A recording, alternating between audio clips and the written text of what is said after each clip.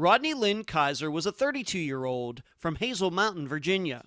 He was a country store manager and a former deputy. On the evening of April 26, 1990, Rodney drove by his aunt's house. He was allegedly headed to see his brother, who lived hours away. Yet Rodney's truck was found only a half-mile down the road days later. He was never seen again.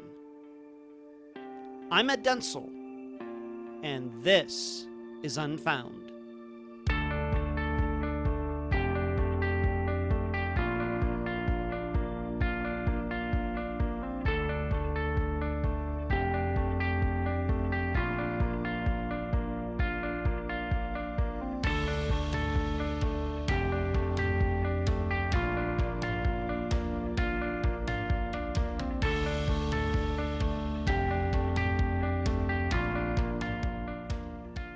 We all make decisions we know we shouldn't be making. Cheating on that algebra test, exaggerating on that resume, not taking that heart medication. However, it's rarely the first bad choice that gets us in trouble. We can probably fool that teacher once. Well, we probably weren't going to get that job anyway. And that possible heart attack? Well, heck, I feel terrific. But what happens? We as humans, because we get away with something once, we convince ourselves we'll get away with it again, and again, and again. It's the very reason that Las Vegas gambling cheats get caught. They just aren't happy enough with $10,000 or $20,000. They got to keep going for that million. Have you seen the film Casino? When really, these risky decisions are accidents waiting to happen. Just because we flipped heads last time doesn't make it any more probable that heads will come up next time. Well, in the disappearance of Rodney Kiser, he was a guy who seemed to always make the safe choice, especially with his money. Yet for some reason, he decided to start dating a woman who was still married. Not to mention, her father hated Rodney. Then Rodney was gone. And we have to figure out if Rodney disappeared because he was playing with fire. And now a summary of the case. This is brought to you by my friend Megan Good's website, charleyproject.org. Rodney Kiser was a good guy from the mountains of Virginia. He never moved too far from his family, and, in fact, at the time of his disappearance, many of his relatives were within a mile of his home. Rodney was a deputy for a few years, but then left that job due to a new sheriff being elected. He then became the manager/owner of a country store, once again right there in Hazel Mountain, where he grew up. Yet Rodney did have some problems. In 1986, while on duty as a deputy, he hit a man with his cruiser, injuring the victim badly. The lawsuit was still ongoing at the time of Rodney's disappearance. In addition, a local man, CHARLEY, had run-ins with Rodney, all of them ending with Rodney getting the short end of the encounters. Bizarrely, though, Rodney was dating Charley's daughter at the time of the disappearance. So, on April 26, 1990, it was a day like any other on Hazel Mountain. That evening, Rodney's aunt saw him drive past her house. She thought someone might have been in his truck with him, but to this day she's not sure. Neither she nor anybody else knew where Rodney was going. Yet that wasn't unusual. However, the next day, Rodney didn't show up to open his store. He was never seen again. His girlfriend, Veronica, said Rodney decided to go see his brother Homer at the far east side of Virginia, several hours away. However, Homer claimed he knew nothing of this. Rodney's truck was eventually found only a half-mile from his aunt's house at a trailer he owned, although he didn't live there. Inside the trailer, there were signs something violent had happened, with blood droplets on the doors, walls, and a 2x4. This is a rare Unfound episode where forensics play a part in the overall understanding of the disappearance. However, despite the advances in DNA in the last 25 years, Rodney's case is still unsolved. Thus, questions remain. Number 1. Why would Rodney start dating the daughter of a man who gave him so much trouble, on top of the fact that the woman was still married? Number 2. Why would Veronica tell investigators and family that Rodney was dealing in stolen cigarettes when there still is no evidence of that 30 years later? And number 3. What are we to make of a phone call, a letter, and flowers Veronica allegedly received, allegedly from Rodney, after he was last seen on Hazel Mountain? Rodney's family believes he met with foul play on April 26, 1990, and they reject that he was headed to his brother's. The guest for this episode is Rodney's niece, Marlene Gullett. Unfound News. You know I say this every Friday after the first of the month. Did you get your newsletter? You should have if you're on the list. It came out Monday, June 1st. It was a good one, as usual, over 4,000 words. If you're not on the list and you'd like to read it, contact me at unfoundpodcast@gmail.com. Next, the second Unfound on the Ground is tentatively scheduled for June 15th. That's a Monday. Not sure on the time at this moment, but it will be in the evening. This will be for premium Patreon members only. However, the first On the Ground episode that took place on May 24th will be made available for free on Unfound's YouTube channel a few days before the next episode comes out. Finally, to further give attention to Unfound's YouTube channel, we currently have the following classifications of videos there. All of Unfound's old episodes going the whole way back to September 2016. All of the Unfound Live shows going back to October 2017. Videos for episodes in which I thought showing directions and locations would be helpful. Surveillance videos that Unfound could obtain. And the newest edition, preview videos for the Friday episodes. I hope you will check them all out. Where you can find Unfound. Unfound supports accounts on Podomatic, iTunes, Stitcher, Instagram, Twitter, Spotify, Deezer, and Facebook. On Wednesday nights at 9 p.m. Eastern, please join us on the Unfound Podcast Channel on YouTube for the Unfound Live Show. All of you can talk with me, and I can answer your questions. And for Patreon this week, I need to thank Sarah and Brian.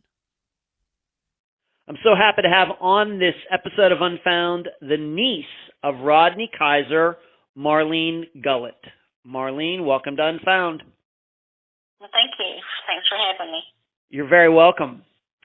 Let's start here. Let's just talk about you. I don't know how many nieces we've had on Unfound, probably at least a couple. But what got you involved in trying to figure out what happened to Rodney? Well, Rodney, he is my uncle, or was my uncle. He was the youngest, the baby of his family, and I'm the oldest niece or nephew of his. So I'm the oldest niece. I'm the oldest, and there was only 6 years difference in our ages. We grew up together, grew up side by side. So he, was always a part of my life growing up. So it's more like a brother than than an uncle. Okay. Yeah, that's close. It's very similar to a situation I have with my nephew Charlie, who I believe is 8 or 7 years younger than I am. So I know a little bit about that. And is it because you were so close in age that you had this connection that you felt that you were the one that needed to, take over the reins of, for the family and figuring out what happened to him? Did you feel motivated because of that? I did, and I was the contact person for the investigator, the sheriff's department. Any leads, any updates, or anything that they would always call me. If he was found, I was the first one they were going to call. So I was sort of the spokesperson for, the whole family. They were, not knowledgeable about a lot of things, and thought that I could maybe communicate with them better than they could. Okay, Marlene. Okay, and we're going to certainly come back to that much later in the interview, to talk about how this has affected you over the last 30 years. We certainly want to talk about that, and we do that type of discussion with any family members on the program. But so that's, how you got involved. You felt a responsibility and the things that you just said. Let's talk a little bit more about you and Rodney, being that you were close in age. How often did you see him? Now, granted, he maybe was 6 or 7 years older than you, but did you two hang out? How would you explain it? Like you said, like brothers, or brother and sister, I should say. Yeah, like I said, we grew up together. We lived side by side. My house was beside the house he lived with my grandmother and grandfather. Wow. And I saw him every day. We rode the bus together when both of us were going to school, and then, after he became an adult and went out in the workforce and started working, I would see him, sometimes before he went to work, sometimes after. There was a short period of time he did move down to Georgia for a year or so and lived with his sister and worked there. But then he, came back to Virginia. But, I saw him every day up until I got married in 1984. Growing up, we would play checkers and marbles and jack rock and cowboys and Indians, when we were younger. And then when he started getting older, just outgrew some of those things. We would play, I was following him around. I watched him mow the yard and work on vehicles. And lots of times I was his gopher. He would send me after stuff when he was working on the vehicle.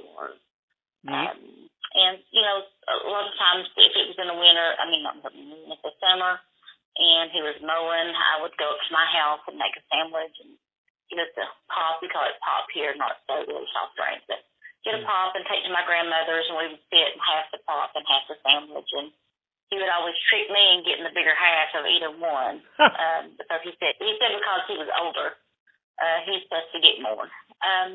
We fought a lot, not fought in arguments. I don't know that I ever was in an argument with him, so I don't mean that in a bad way.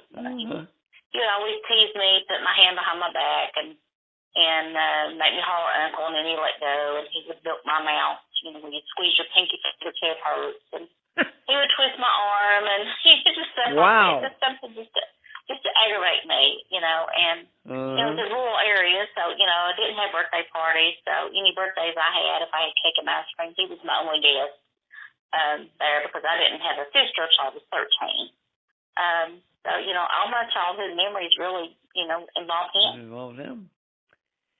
And moving up to 1990 when he disappeared, do you remember the last time that you saw or spoke to him before he disappeared? The last time I saw him was probably a few weeks maybe before he passed away because I moved away. Not that far away, but I moved to Lebanon, Virginia, which was probably, a 3-minute drive. And, I worked too, and so I didn't make it to my grandmother's much to see him. And of course, he was working a lot too. But when I saw him at my mother's, he came by for something, I don't know, and he started off the porch, and I saw he had a gun and he put down his back pants, and I asked him, what he's doing with that, and he said he always carried it with him, and he took it out and showed it to me. That was probably the last time I saw him. All right, so for a few weeks. In April, so he didn't have a jacket on, so it was probably around the last of March, 1st of April, maybe the last time that I actually saw him. Okay. Do you believe that was also the last time you talked to him? Yes, it was. Okay, you didn't talk to him on the phone after that? No, I don't know that I ever talked to him on the phone unless I called my grandmother and he happened to be there and be on the phone. Okay. Yeah, and we have to remember... When I moved away, it was long distance. Right. And I didn't have long distance on my phone, so I didn't make any long distance calls. Right, 30 years. 30 years ago, we have to remember that there will be no discussions of cell phones in this disappearance, being that was 30 years ago. Right. So listeners just have to remember that. So that is certainly plays a part in the communication back then. All right, so you've already kind of, I guess, in a few ways, explained the kind of guy that Rodney was. It sounds like he liked to pick on his younger niece, and and play some games, board games, with you and everything. You had told me and he would that. always cheat too. Excuse me. He would always cheat. Cheat. Okay. All right. Yeah, to his advantage. I would start out with a lot of marbles, and he would have all my marbles by the time we finished it. Of course, he was older and knew how to play better, and he would use that to his advantage. Yeah. Okay. You told me though that he was kind of a quiet guy, kind of reserved to himself. Why don't you talk a little bit about that? On one side, he was very funny, quick-witted, and a cut-up, with family. Yeah. But then he was really introverted, to a certain extent. He really didn't, go to the store much. If he needed something, he would usually send, after my mother, after whatever he needed. He was very frugal and meticulous. He didn't want to spend any money on anything. If he needed a car part, he liked to work on, old cars. And if he needed a car part on his vehicle so it could pass inspection, he would go and purchase the part, put it on, get the inspection sticker, and then take the car part back to the place and get his money back. He never bought any new vehicles. He always bought used vehicles. He really liked working on vehicles. Him and his brother both, they planned on maybe opening a junkyard to sell parts. He would look for coupons and rebates on anything, send those those in to get money back on those. He liked to sing and write poems. He would go around singing all the time, and he would say I'm a poet and didn't know it. So he was a little bit of a frugal guy. Yeah. Okay. Let's talk about his work. He was a deputy, and we'll discuss why he wasn't a deputy at the time of the disappearance. We'll eventually discuss that. But how did he become a deputy? When he became a sheriff's deputy, did that surprise you? Did you know that he wanted to go into law enforcement? What do you remember about that? I do not. I remember my dad talking to him about it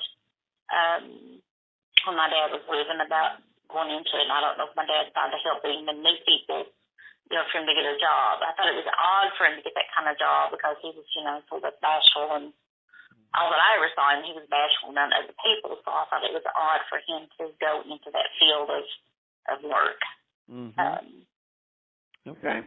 He was started being a sheriff's deputy in around October of 1979, and he graduated from school, I think, in 1973. No, 70. I can't remember. Exactly what he graduated school. Well, we have to remember he was 32 in 1990, so maybe he graduated high school in 74.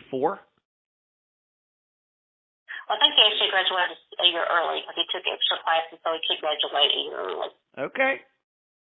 So maybe 73 might be more like it. Okay. And how long was he a deputy? And would you say that, from what you understood, did he enjoy being a deputy or what? Yeah, I think so. And he worked there till November of 87. He was a sergeant when he left the sheriff's department. He seemed to like that work. But also on the side, he was a security guard for a place that, excuse me, I'm not sure if it was a dam or the Breaks Interstate Park, which those are places people go and picnic and fish and that kind of thing. I knew he did that on the side. Okay. So, he must like that kind of work too. Okay. And how long was he a deputy? From October of 79 till November of 87. So about 8 years. Well, that's a considerable amount of time. 8 years. Yeah, the sheriff's, I think it's a 4-year term. Each term when the sheriff runs, I think it's 4 years. Okay. Let's move on to this. Why did he leave the sheriff's department? Rodney was campaigning for gentleman Kemper Damon for sheriff. And Kemper Damon did not win. Avery Phipps is the person that won deputy that year. And in Dickinson County, Virginia, is a very political county. And most of the time, the incoming sheriff usually hires their own people that they want. They don't normally keep all the deputies that were there when they came in because usually different politics. They just don't do that. So Rodney quit before Avery Phipps went into office. Okay. All right, and so what did he do from there? I understand he ended up getting involved in a store right there where he lived. How did that all happen? Do you know? My uncle, Trammell, Virginia, used to be, it was a coal community, and then the whole town was owned by one person. And then one year, the estate sold all the houses there, as well as the store building. And my uncle Homer, Rodney's brother, he purchased the old store building, the post office, and some of the other houses down there. So Rodney put in a store in the store building that his brother owned. And it was just a little country store. He was the only one worked there. And they just had things like bread and milk and eggs and a few snacks, a few canned goods, that kind of thing. There was a pool table there that people, came and shot pool sometimes. Nobody else there. He didn't run it. There wasn't anybody there else to run it. Okay. Just so I'm understanding this, though, did the store exist before Rodney started working there? Please explain that if you could. No, there hadn't been a store. Well, there hadn't been a store in there, I don't think, in quite some time. Okay. There had been different people that had a store there. Okay. And my aunt rented it even before my uncle owned it years ago. She had a fabric shop there and a big country store taken together.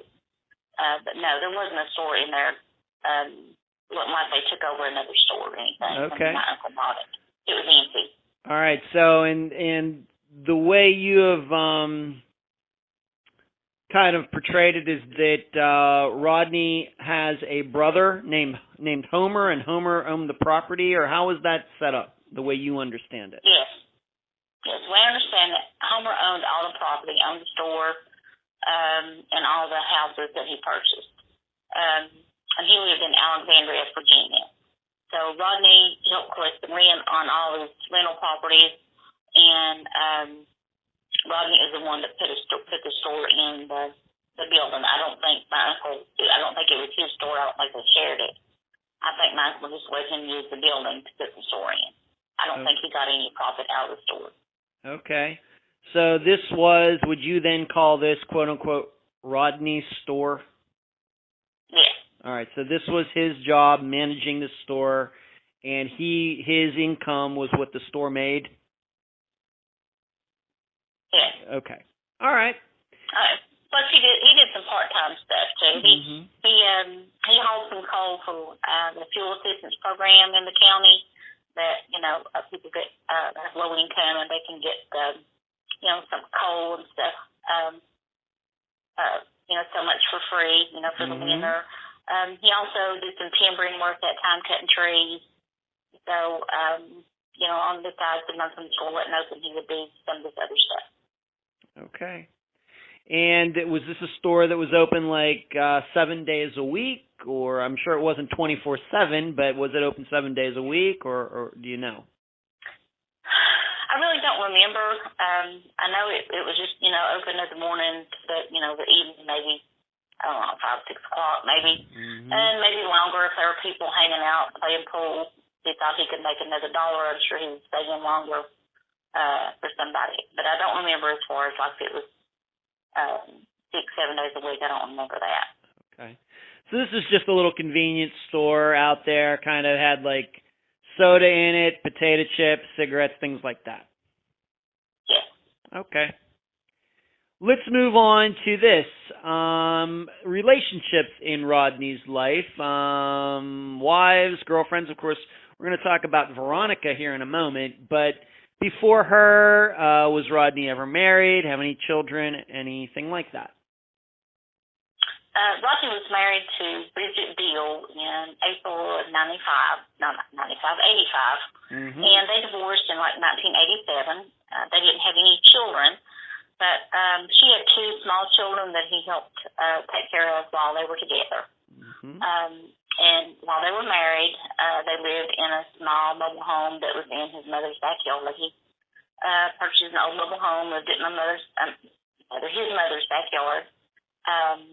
And then they later moved that mobile home out about a quarter mile past where my mother and grandmother lived, and on a piece of property that he owned. And they lived there until they divorced, and then just as they divorced, he moved back in with his mother. Okay. What do you have any idea why this relationship soured? Rodney could be hateful at times. But like I said, very, very frugal with his money. I don't think he would give her money lots of times if she needed some money. And I think she had maybe child support from her children. And I think he would depend on a lot of what she brought in. And he would never spend any money for anything. Really, maybe, groceries. And I think she might have got some food stamps before they were married. That they were living together before they were married. Maybe, use those. And I think he would eat his mother's some. But, and probably that, just couldn't get along was all that I remember. Okay. So, and then when they got divorced, I guess she moved out? She did. She moved out. She moved back to the area where she came from, another area of Dickinson County. Okay. Now let's talk about Veronica. She is who he was with at the time of his disappearance. Do you know how they met? Let's start there. Well, I went to school with her. I graduated in 1982, and the best I remember, she didn't graduate. She quit school and got married to a guy last name was Boyd. And I think she got her GED, so I didn't actually graduate with her. She lived in Trammell, where the store was at.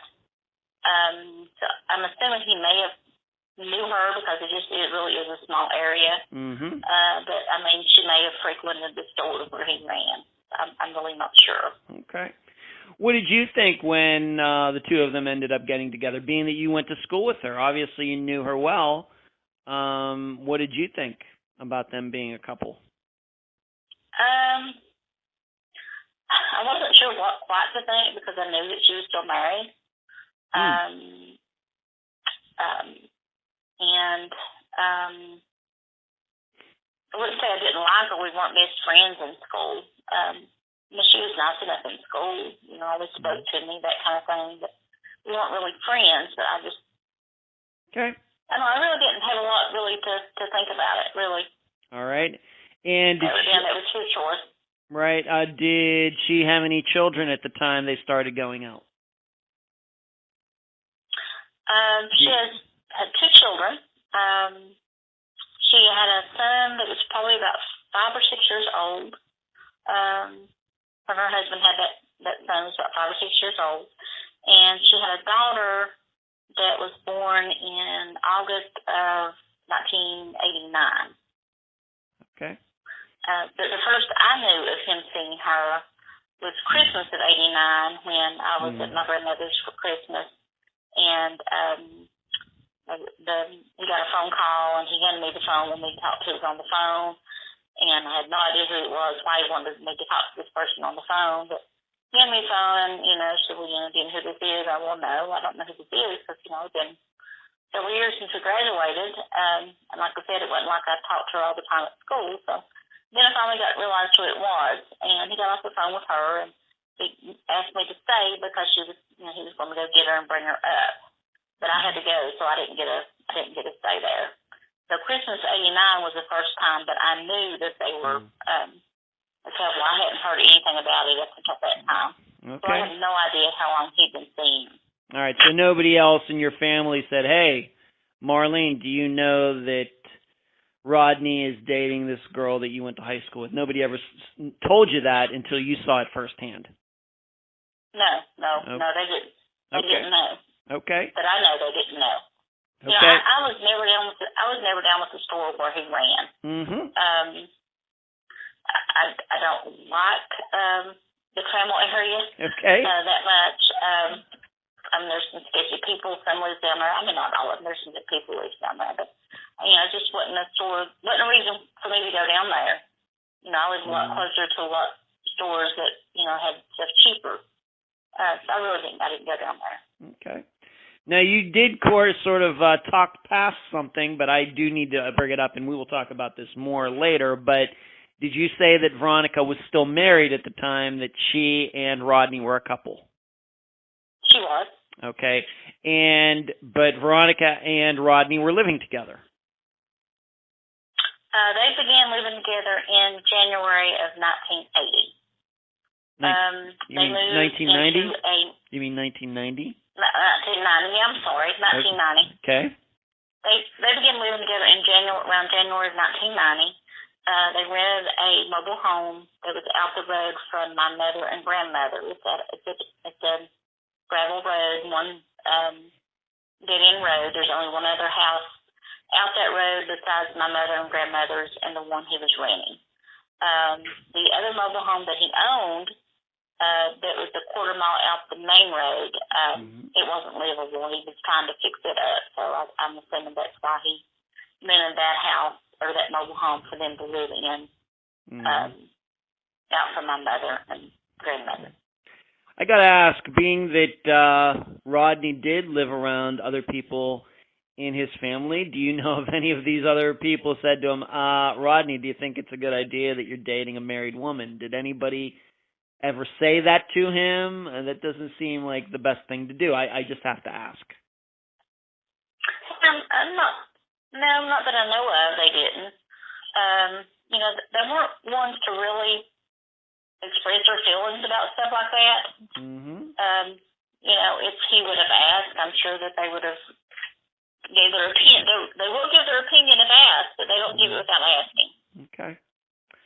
All right, we will come back to that. And like you said, they were living together starting in the beginning of 1990. Of course, he disappeared in April of 1990, and we'll get into more of that in a moment.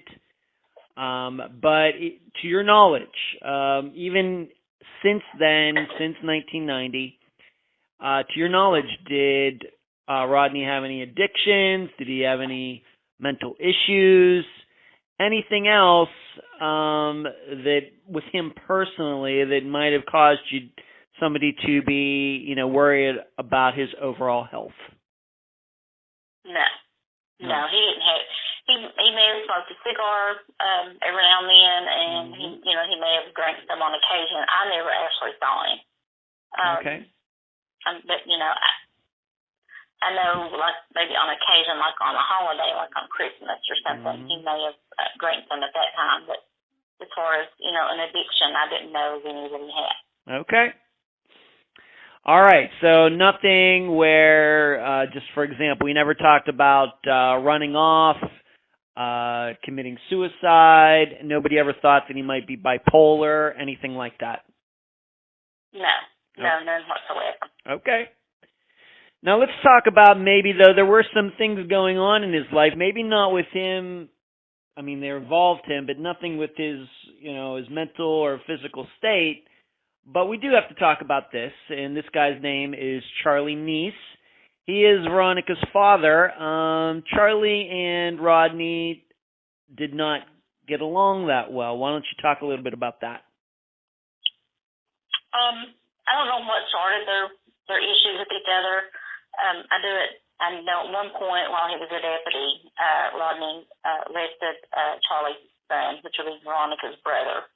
And he's very upset about it. And I'm not sure about the time frame, but sometime after that time, Charley shot Rodney's tires. Now, back then, the Sheriff's Department deputies, they had to furnish their own vehicles and upkeep them. There wasn't furnished by the county. So I don't have any idea what happened with all that. I know Rodney didn't try to press charges or anything like that. Most people were afraid of Charlie. He had a bad reputation. Even people that went to school with him, including my mother. My mother went to school with him, so he was mean in school. She didn't elaborate as far as what he did that was mean, but okay. He just had a bad reputation of being overbearing. Okay. Was one of the words that most people use when they were talking about him. Well, I have to ask a question. Of course, you and I have already talked about it already, but I want the listeners need to know. Are you saying that Rodney was dating the daughter of a guy who shot Rodney's tires out? Yes. I see. Do you understand it to be that the shooting out of the tires happened before Rodney and Veronica started going out? Is that how you believe that the shooting of the tires happened first? I believe so, yes. Wow. And then, I'm not sure, again, the time frame, because most of this is coming from, not from my personal knowledge, but from my mother, what she told me. Okay. And my sister. But several weeks before his disappearance, Rodney had went to a store, little country store, again, that's country store in the other direction of where he lived and had his store. And he was sitting in his vehicle. I don't know if he had just got there or had been in the store and come out or what. But Charlie Kiser pulled up behind him and got out and came and gave him a black eye and told him that if he ever went around his daughter again, he would kill him. And I had forgotten about that, and my mother had reminded me of it, and I'd had some notes somewhere. I hadn't seen, but that happened several weeks before he disappeared. Was anybody a witness to this, or are we just taking Rodney's word on that? I'm just taking Rodney's word. Okay. So, and my sister saw the black eye once he got home. Okay, so Rodney comes home. He has his black eye. His sister sees him, and she asks what's happened. He said, "Yeah, Charlie Kiser punched me." And Rodney didn't file any charges against him? No. Do you think there was any reason for that? Other than maybe being afraid of him. I really don't know.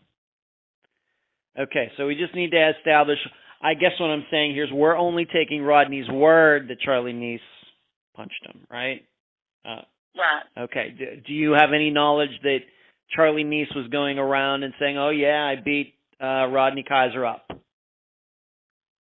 No, I have no knowledge of that. Okay. All right. So, not sure what to make of that, but in addition, the shooting, the tires getting shot out incident, did Rodney ever file any charges for that? Or did he ever bill Charlie for the 4 tires that got shot out? Not that I know of. I questioned my mother and asked her, and she said that, he didn't, that she knew of. Like I said, I don't know if he shot him out, shot at him. Not sure what extent, because, sometimes when things are told, it's told they get they get distorted. I know. But, that's why I'm asking you these questions. I know there was a gun involved, and he shot somewhere in that general direction through his car. But there were no charges filed. Okay. I got to tell you, Marlene, it doesn't sound like the best thing for a guy when he ends up dating the daughter of a guy that has done done something like that. Did anybody in your family ever sit Rodney down and say, something could happen because of this? Not that I know of. Okay. All right. Let's move on to this. I didn't know it till then. So. I realize that, and that's why I'm not. I don't want to put any blame anywhere, but you have to keep in mind I have to ask the questions that I think my listeners would ask, and I'm sure a lot of them right now are saying, "What's a guy doing dating a woman whose father is like that?" Right. You I know, understand. I don't know why he did. Okay. All right. And if that's the answer, that's the answer. Okay. Now, we also can't forget that Veronica was married. Any idea what was going on in her relationship with her husband that she was with Rodney? Any ideas at all? Did Rodney ever say anything? Has your family ever said anything? I do not know what their problems were with each other. I don't know him. I don't know if I've ever even seen him. Okay. Her husband, Alan McCown. Right. He did used to be married to her sister. So she caused the breakup of her sister and her husband. Oh, my. And then she married him. Oh, my. I didn't know that. You never told me that before. Yeah, well, so Veronica's sister was forgot. married. Veronica's sister was married to him first, and then Veronica married him? Correct. Oh, my goodness. Yeah. I don't know their issues. I did run across, in looking at Rodney's papers, a couple of letters that she wrote to Rodney. While she was still married to her husband. I said, I'm sitting here, and he's here, and, I just want to be with you type thing. Okay. And you've already stated that you believe they started living together beginning of 1990, so about 4 months before he disappeared. Yes. Okay. All right, so you got the father not technically a father-in-law, but the father of his girlfriend, and then but she's still married, so you got this Alan guy hanging around out there. Now, this is another thing we have to talk about. Did Veronica get pregnant by Rodney? She had a child August of 1989. There was speculation she may have belonged to Rodney. But, like I said, I don't know how long he'd been seeing her. He never told me. He never told any of the family that the little girl belonged to him. I had an attorney friend of mine do some checking for me with the Division of Child Support Enforcement. They pay support to parents that the significant other or the mother or father won't or can't pay support, and then they go after the other person's reimbursement. But in her application or her file, she had listed 3 possible fathers for her daughter, one of which was her husband, and one was Rodney, and one was some other man. They didn't get the information who the other man was. They just told me that much information. All right. And they brought that information back to me. So just so we're clear, there's a married woman, and she wasn't just, I don't even know, cheating. We don't know. Maybe they had an open relationship. We don't know. But besides her husband, there were not one, but there were 2 other possibilities as to the father of the child, besides the husband. Right. Okay. I just have to ask, have you seen this? Of course, that was 30 years ago. Have you seen this girl now that she's a grown woman? I have. I've seen her. She's on Facebook. I've seen her on Facebook. All right, and we're not going to get into her name, but would you say that she looks like Rodney? Could it be Rodney's daughter? She looks just like her mother, so I really don't know. Can't say. She had put on Facebook one time, she put a picture of herself and her mother and Rodney, and said, this is what these 2 people made, claiming Rodney was her father. Okay, so that's what she thinks. Yeah, so they must have raised her thinking that he was. Okay. Do you know, just to your knowledge, do you know if they've ever done any DNA tests in the last 30 years? No, they have not. Okay. And one more thing about Veronica, is it true, at least to your knowledge, that she actually moved out of living with Rodney before he disappeared? She did. Well, she began moving out before he disappeared. Rodney told my mother that her father was putting pressure on her because she was living with Rodney, and her husband was threatened to take her son from her, who was 5, 6-year-old, whatever how old he was.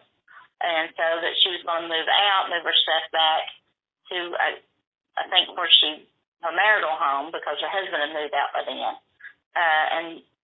Was going to move some of her stuff out back there so they could sort of lay low for a while, as far as their relationship goes. But her husband, Alan, moved into a home, it was actually a cabin, owned by Veronica's father, Charlie. Okay. But he moved out.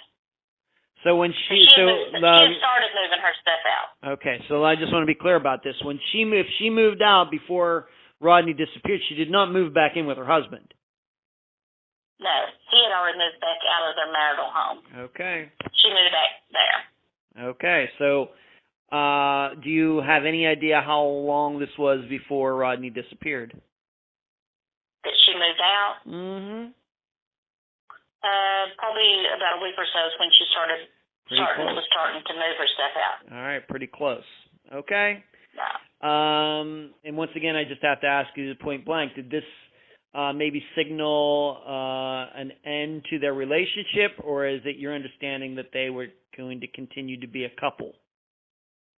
It's my understanding they were going to continue to be a couple. They were just doing that so she wouldn't lose her child. Okay. Let's move on to this. Going back to when Rodney was a deputy, and this, I think, happened in 1986, he accidentally hit somebody with his car while on duty. Why don't you explain to the listeners what happened? While he was on duty, he was in a high-speed chase. I think it was maybe late in the night, and Rodney hit a guy with his patrol car. His name was Charles. They call him Chuck Lasnick.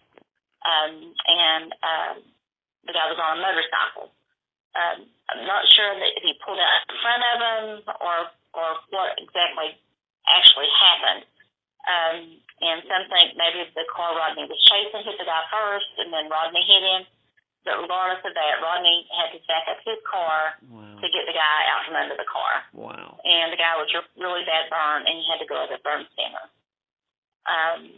And then in 1987, the boy that he went over and that got burned so badly, he filed a $2 million lawsuit against Rodney.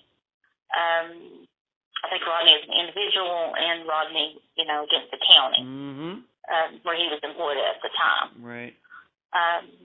And that the lawsuit was still pending when Rodney got missing. But it was later purged from the court docket in 1992 because of inactivity, and nothing was done on it after the motion for judgment was filed. I think Mr. Rasnick's attorney may have passed away, and maybe hadn't hired anybody else. Okay. And Mr. Rasnick actually passed away a few years ago. All right, and we're gonna come back to that, Marlene, a little later in the conversation. We will certainly cover that a little bit more later for sure. Let's move up to that day of April 26th, 1990. That's over 30 years ago now. 30 years ago in a month. What do you know about that day? What was Rodney doing? I understand you didn't see him that day, but some other people in your family did see him that day. Why don't you tell the listeners what they saw, what we know? Okay. My sister, Robin, she was 13 at the time, and still living home with my mother. My father passed away years ago. She had been mowing the yard, and the lawnmower tore up, and Rodney had not been home all day. I think they assumed he was working at the store that day.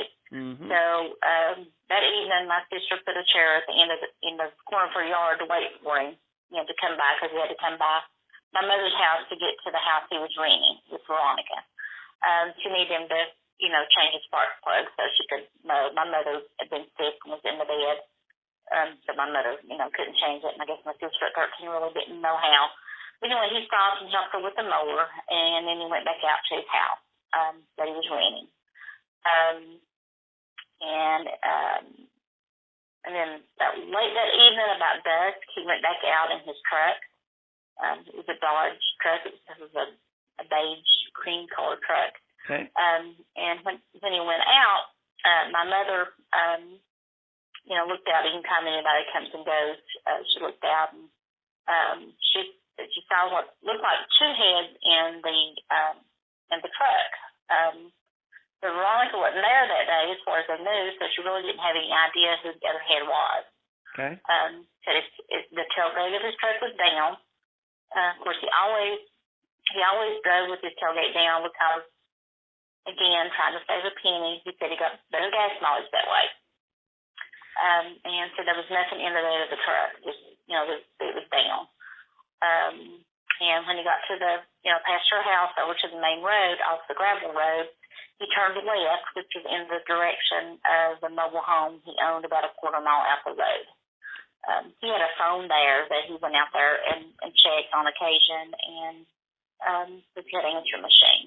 And okay. Made phone calls from there too if he needed to. And Veronica went out there and used the phone there as well. So these locations. That they saw him. So these locations are all within very close proximity to each other. Where he was living with Veronica was a rental, and then where your family lived right down the road, and then where he had his own trailer, like you said, turn the corner and go down that direction, all very close to each other. Yes. Okay. Very close. All right, and what was Rodney's mother was the one that saw him drive by? No, my mother. Your mother. Your mother saw him drive by, and possibly there was somebody else in the vehicle. Correct.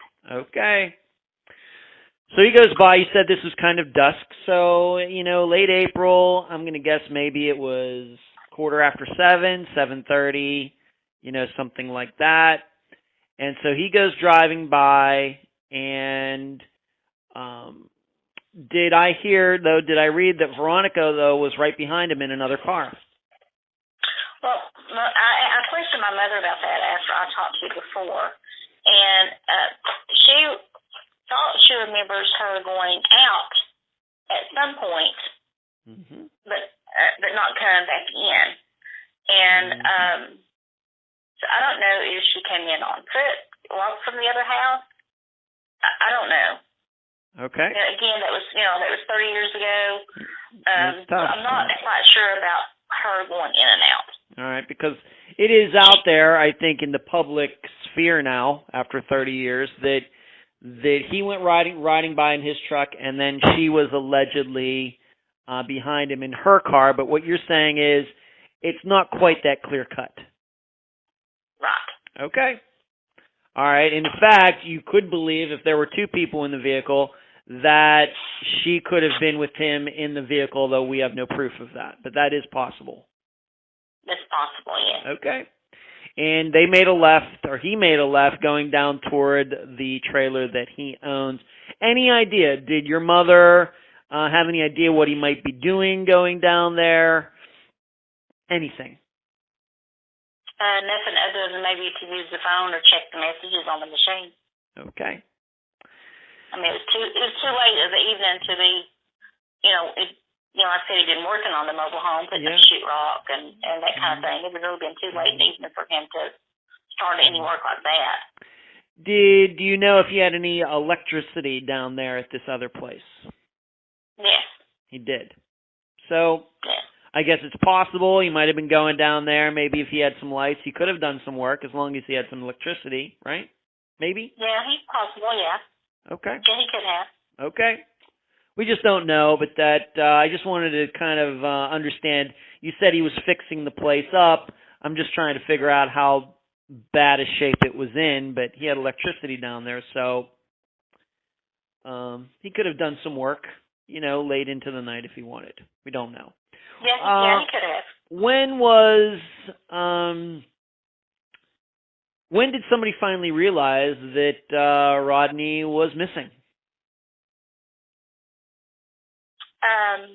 That he was actually missing, or they? Well, just kind of like people started looking for him and they couldn't find him. When did somebody think, something doesn't seem right regarding Rodney? Okay. Well, the 26th was, the last day my mother saw him and my sister saw him. Mm-hmm. 2 days later, on April the 28th, my mother was on the phone talking to someone, and the operator came on and asked him to clear the line, that there was an emergency phone call coming through to her. Oh. And they said that it was either from Rodney or Ronnie. Now, we always called her Ronnie, not Veronica. Okay. But Mom didn't understand which it was, which the operator said. So her and the person she was on the phone with hung up, and nobody ever called back. So, she thought maybe, didn't know what the deal was with that. since nobody, called back. So then the next day, on the 29th, Veronica came to my mother's house to pick up some pictures that she had left for my sister to see. She had been, I think she had been staying off the mountain at her old place she lived in. And she said, she came to get some more stuff from the mobile home that she and Rodney were renting. And she'd asked my sister to stay all night with her, which she never had done before. It was just odd for her to even ask that. Mm-hmm. And my sister would go out there and visit sometimes and play with the little girl, but it wasn't like they were best friends, and it was all the time visit. Anyway, my mother was sick and didn't let her, told her no, she better stay here. And she also thought, well, if Rodney is going somewhere and coming back, and my sister's there, and she's in the bed, and Rodney comes home not knowing she's there, and they think there's another man and shoot her or something. That was just in my mother's mind, so she didn't let her go. Anyway, she asked her, about Rodney. And she said that he had gone to his brother Homer's in Alexandria for the weekend and would be back that day or the next day, and that she couldn't wait to see him. Mom thought it was odd that he would have went without telling her or telling his mother. Yeah. And she also asked her, if she had called to have the emergency call, had her phone call cut and trying to get through, and mm-hmm. she told her no, but Mom said she acted funny about it. Okay. But in the meantime, Uncle Homer had called looking for Rodney because some woman had called in about wanting to rent a place down there in Trammell that Rodney always took care for him. And he told her he hadn't seen Rodney and didn't know anything about him coming to Alexandria, that he would have would have told him he was coming, but he had no plans on coming. And then, so Mom thought, well, he's...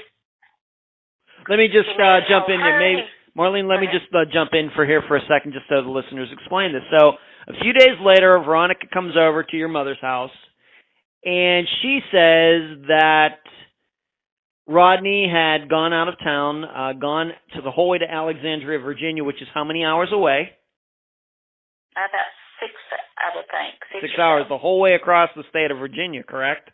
From west to east.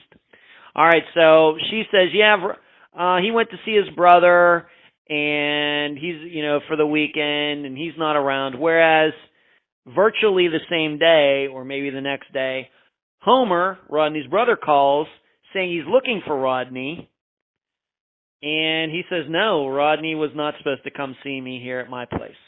So there's a contradiction. Right. There's something going on there. Right. There's a discrepancy. All right. Right. Okay. Did anybody get back to your knowledge? Did anybody get back to Veronica and say, Homer called and he says that Rodney was not supposed to come see him? Did anybody confront her with that? Do you know? No, they didn't. Okay. My mother thought maybe that he was seeing another woman possibly, and maybe he went to spend time with that other woman, mm-hmm. And just told her that he was going to see Rodney. So that is an interesting thought. I mean, that's a theory, and I don't want to get too much into theories, but that's certainly a possibility. But all we can say right now is there is a discrepancy between what Veronica said and what Rodney's own brother Homer said.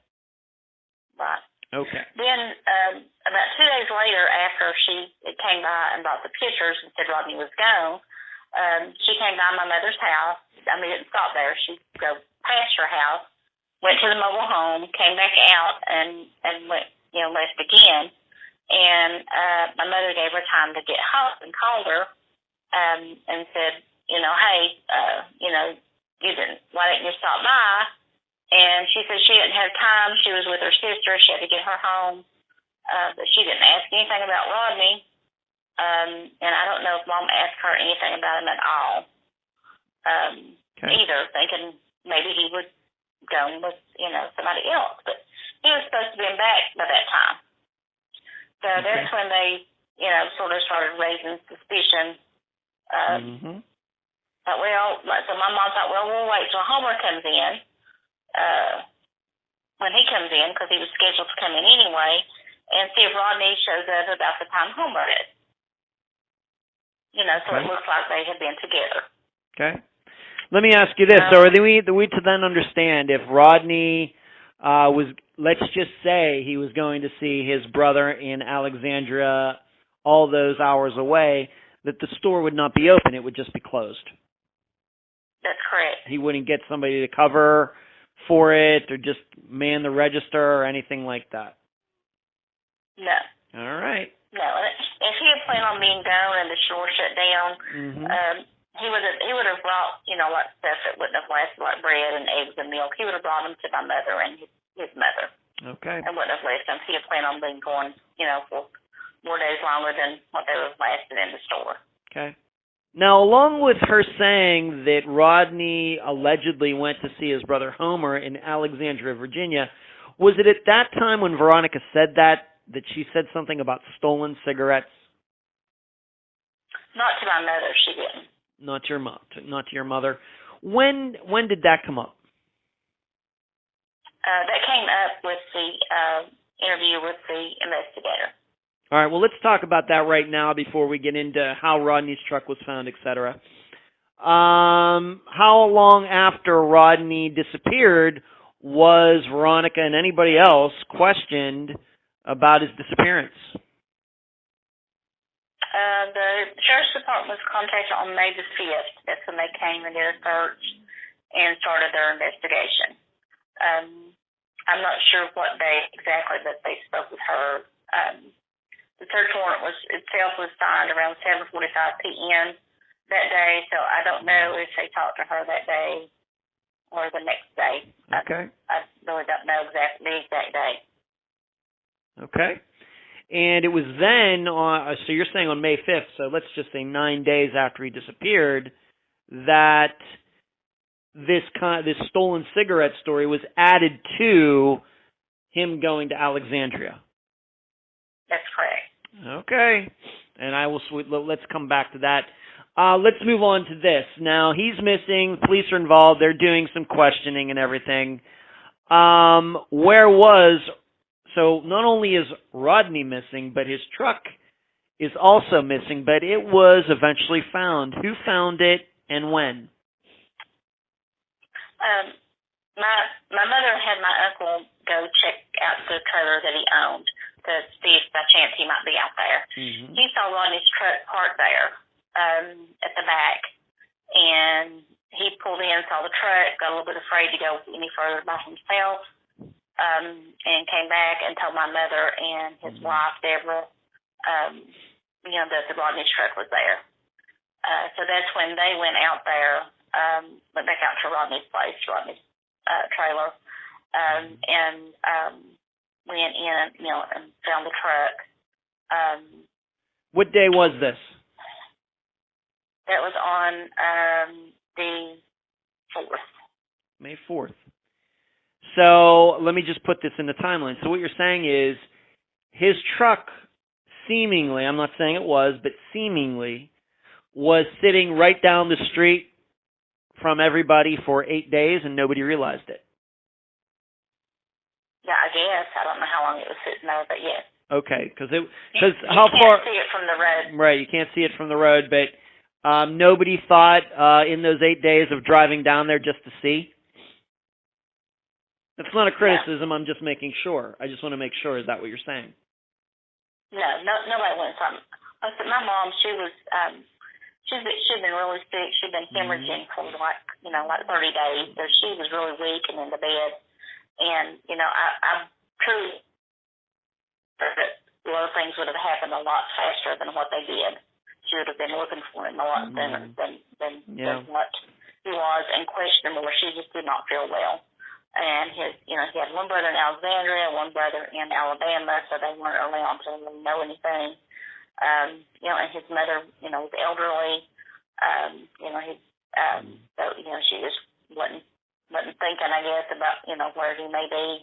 I'm sure she was thinking where he was, but people putting a common thing for people to go missing. Right. No, that's not a criticism. All I'm trying to establish is that Rodney was missing for those 8 days, but nobody who noticed that he was missing ever said, maybe we should go down and check his other property? No, they didn't. Okay. All because right. they were on the assumption that he was gone to somewhere and, would be back. Okay. So his truck is found there. You said May 4th. Did the police go and look at it? Any forensics done on it? Anything found in it? What was the entire state of the truck and the trailer, where it was found? My mother and sister looked in the truck. The keys were still in the ignition. He had a little pouch there with his personal checkbook and money and 2 cents from the store that was in the floor of the truck. The truck had clay mud all over the tires. And Dickinson County does not have clay mud. There's only a few areas around that do have clay mud. Okay. All right. And his tailgate was up also, which is, we went with his tailgate up. And when my uncle Homer came in, when they all came in and decided to report him missing, they went and actually moved the truck out to my mother's home, which is something they shouldn't have done. But I'm just not thinking they didn't want anybody to mess with it, and they thought, well, if it's their fingerprints, they can, rule those out or whatever if we move the truck. My mother and aunt went in. He had on the back of the mobile home, he had to build a block building. He had a dirt floor, had one little small window. It was very dark inside. And you open the door to go in that little block building, and then there's a couple of steps up on a little metal step into the back door of the mobile home. There was blood. They found blood on the wall, on that concrete wall, on the concrete wall. It was a cinder block wall. One wall was wooden that he had put up, and that had blood on it, and a little bit on the ground. And that's when they knew something was wrong. They went on inside the trailer.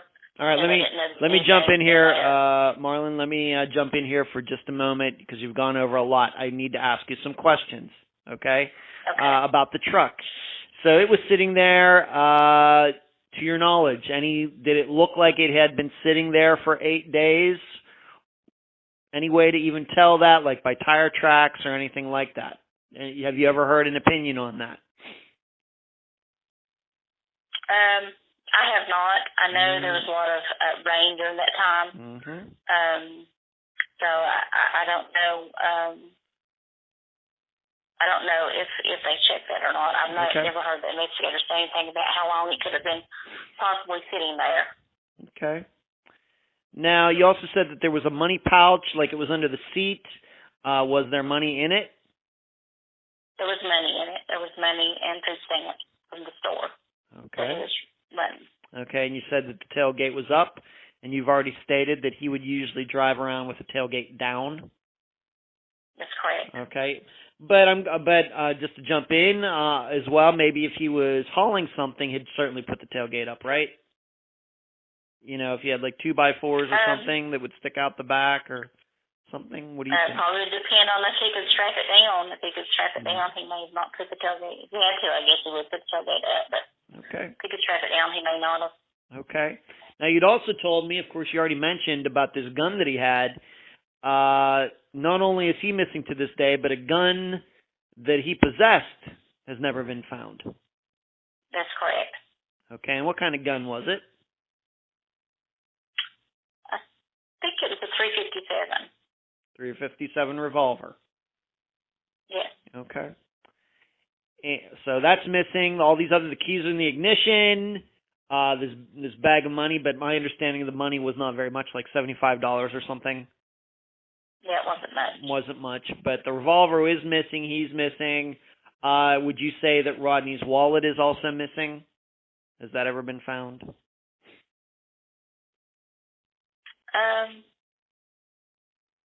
Was it left in the truck? Was it found in the trailer? I'm trying to think. I don't think so. So I guess I would assume, it's missing. Okay. So I don't recall about the wallet, actually.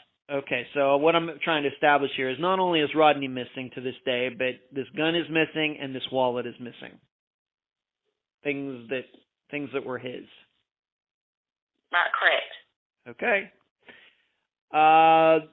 The people who were around him, once again, I realized that you had your own life going on, being married, you didn't live in the area, but for those people who did know him, who saw him in the area, did he ever have an occasion where he would leave the truck at that trailer and go off with somebody else, or any ideas? No, not to my knowledge. Okay. All right, so they looked at the truck. Now let's get back to the trailer. You started already talking about a little bit about that, but let's go into that again. Of course, the truck was there. It made sense for people to go in and look at the trailer and what was found in the trailer. Maybe some unusual things. Why don't you tell the listeners? Okay. In the block building that he had built on the back of the mobile home, there was blood on what they saw. Later the sheriff's department saw more, but they just saw blood on the wall, on the wooden wall on the side of the block building, and some on the ground. Mom thought it might be antifreeze or something like that when she saw it. And then they went inside the mobile home and didn't see anything, any particular meaning in there. And then, came back out then. Okay. And then the homeowners come in the next day. So Mom wanted to do it, I guess, as a family thing. They had a family meeting. And there's another brother, Milton, that he lived about 30 minutes away. He came, and they went down to the store to make sure that, he wasn't down there anywhere. And that's when they all got together and reported him missing to the sheriff's department. They really didn't know, like I said, what the common things people go missing, and they really didn't know what steps they needed to do. But that's when they called the sheriff's department to report him missing. Okay. So it wasn't until after the truck was found and they saw these things inside of the trailer that the police got involved. That's correct. Okay. Now let's talk about a few of these things. I mean, with the point we absolutely have to talk about is what you said about this blood. I need to ask you if that was really blood, that if it was actually tested, because in a prior episode, actually the first one for this year, a guest was on the program, and I'm not saying he was lying or anything, but he had stated that there was blood inside a kind of a block building, and once myself and the listeners saw it, it was much more obvious that it was the iron rods inside of the cement that were kind of that was actually rust, not blood. Are you saying that what you or your other family members saw inside this trailer, they took a sample of it and it was blood? It was tested and it was actually blood? That's correct. It was tested. It was human blood, and it was B positive. B positive. Okay. But the police, once they did get involved, even though this testing was done, they didn't seem too fazed by it. What did they say when it was discovered to be blood? The sheriff told me that it could have been a nosebleed. Rodney could have had a nosebleed and wiped it on the wall. He also told me that Rodney could have possibly killed an animal and sat on the steps and skinned the animal and with blood. That was before it was tested to be actually human blood. But this was proven, like you said, to be B positive blood. Do you have any idea what a blood type Rodney was? No, I do not. Okay. Rodney had actually given blood at a blood bank when one of the other deputies' wife was sick. He went and donated blood. But they checked and they could not find any record of Rodney ever giving blood at that blood bank. Okay. How often would he go to this trailer? Once again, I know you aren't there, but the people who were seeing him much more often, was this a once a week thing, or 3 times a week, or what do people know? They said, just about every day. Not actually a certain time every day, but maybe, when he would come home from from looking at the store. So maybe a general time period of, maybe a certain time of the day, but not any like set time you would go at 5 o'clock every day or anything. Okay. Anything valuable at that Probably trailer? just about daily. Anything valuable at that trailer? No. No. Okay. Now, getting back to the blood, and of course, I'm still hoping that you're going to get this video or these pictures before this episode comes out, Marlene. But some years later, I think that you guesstimated that it might have been around 1995. So 5 years later, you actually went in there. I don't know if it was with a friend or another family member and videoed and took pictures of it. I did. I went with my sister. I borrowed somebody's camcorder at the time, and we videoed what we could. Like I said, it was dark in there. Just tried to use like a flashlight and the light off the camcorder and tried to film some of the areas that was there at the time Rodney was missing, that the Sheriff's Department put on their search warrant that the blood was at. And we tried to video that just so that, we could have it and look at it. She had started taking criminal justice classes and, going into forensics and that kind of thing. She just had an interest in it, and she just wanted to go out there to see what she could see. So we went out there. And so 5 years later, what you're saying is 5 years later, you could still see these blood stains on the walls or wherever they were inside this trailer that obviously had not been inhabited or anything since Rodney disappeared. That's correct. Huh. And the listeners should know, as of today, we're doing this interview on May 24th, 2020. You're still looking for that video and those pictures, aren't you? I am. I'm still looking for the video and the pictures. The investigator has a copy of the video, and he's supposed to send it to me. Okay. So I can forward it to you. Man, I hope that he certainly does that, and I hope you can find these pictures, because I would certainly like to look at them and let the listeners see them as well. Hopefully that will happen before this episode comes out in the beginning of June. Okay, so you went out there, you took these pictures, this video, and any signs of violence? I think you had told me that maybe there was a plank or a 2x4 or something that had blood on it. What we saw with the camcorder that had blood on it is we saw there was smeared on the right-hand side of the wall where you come in. There was a big smear there. There was a door, a loose door that I guess Rodney put in there. It was laying on the ground. Had a big footprint on it. There was blood on, dried blood on the step area. Mm-hmm. And Rodney had plastic on the back door so as to hold in heat, so it wouldn't cost as much to heat. He got a coal wood stove in there. But there was still blood and hair matted to the door, up high on the door. As I said, and so it was outside of the trailer, so it was metal. So to the left-hand side of the door frame of the door, there's a big bloody fingerprint on the door, high up on the door. And the Sheriff's Department or the State Police crime lab that came, no fingerprints were ever taken. On their search warrant, they said they took two different castings of a shoe impression.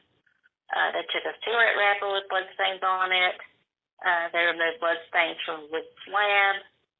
They removed some hair from the door, a metal strip with blood stains on it, and they collected blood from the steps, the door, and the wooden wall, and took a spit tape they took from the bedroom door. I assume it was answer machine tape. So all this stuff collected, and they were still trying to tell your family at the time, oh, yeah, this was just a nosebleed. That's correct. Okay. All right. Yeah, that's crazy, and we'll come back to that in a moment. Now, we don't talk about blood evidence very often in missing persons cases on Unfound, so that is a unique circumstance. Let's talk about the store. Now, given that Rodney was not around, the store wasn't opened, did they do any searches down there, and what did they find? They did do a search down there just to see what they could find. The only thing I know of that the investigator questioned, because he had heard that Rodney had closed the store and had some parties down there, and someone had said there was some illegal activity going on. I don't know what that was. But he questioned because there was a bed in the back. Rodney stayed there sometimes at the store, so there was a bed in the back of the store. He questioned because there was a box of condoms beside the bed. And he insinuated that Rodney may have been in kind of prostitution thing with the store. Okay. All right. Well, and he was known to have poker parties there too. Maybe have some friends over and get together in the back of the store, have a good time. Yes. Okay. I have to ask, since this disappearance happened 30 years ago, have any women ever come forward to say that they were having a relationship with Rodney? No. Not one? No. None. Okay. All right, so they went down there, found some things in there that maybe you wouldn't normally expect to find. You might find condoms in a convenience store, sure, but maybe not in the back room, but that's what they found. Anything seem out of sorts? Anything stolen? Anything like that? No. No. All right. Now, we have to remember, the story that Veronica ended up telling the police once they got involved is that she came up with this story that there were stolen cigarettes and that Rodney was going to be taking them to his brother in Alexandria. Well, what did Homer, Rodney's brother, have to say about that? He thought that was ridiculous, but, he had there was no reason why he would bring them to him if he had any. He, couldn't believe that they would, that she said that he was coming to his house. Mm-hmm. He wasn't coming to his house, had no plans on coming to his house, and was no reason why that he would have, hot cigarettes to bring to him. Veronica also told the police that she had two wads. Rodney had two wads of money, one in one hand and one in the other, and said one wad was for him and one wad was for Homer.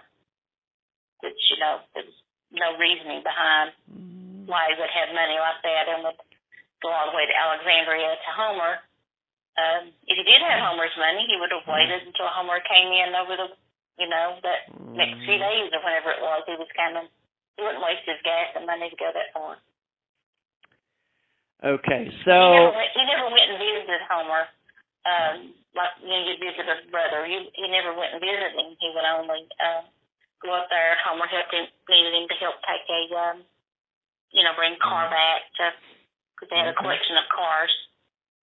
So what you're saying, it was not common for Rodney to go see his brother Homer. I understand why they didn't live close to each other at all. No, it wasn't common at all for him to go up there. No, if he ever actually went just to visit. Okay. He only went for a purpose. If my uncle just broke down, which he did a lot.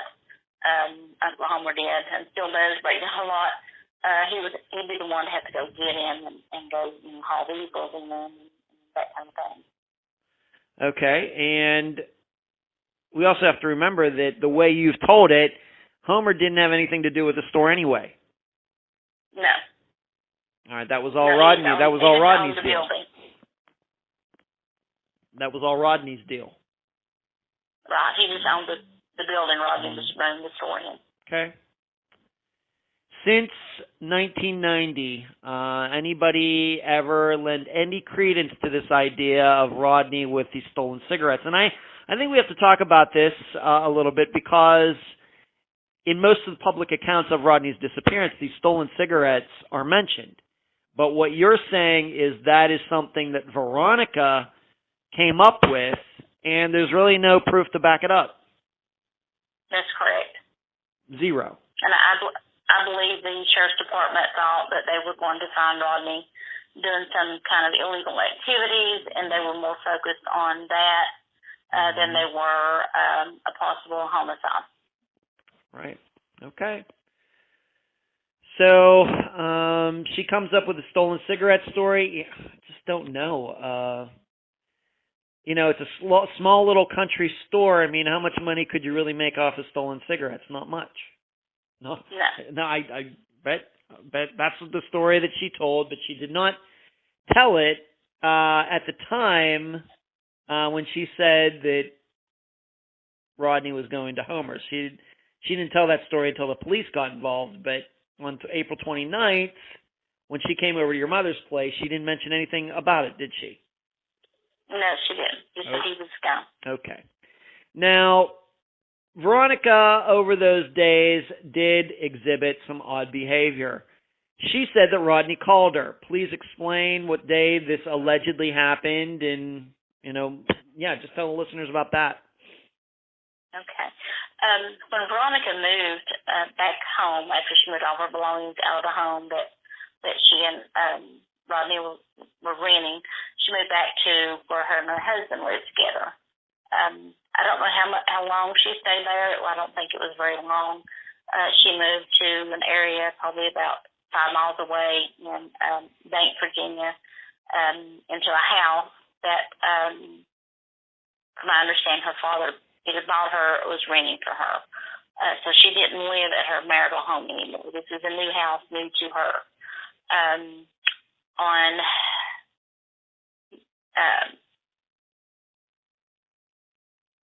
That was Mother's Day. I'm sorry, I got confused. That's all right.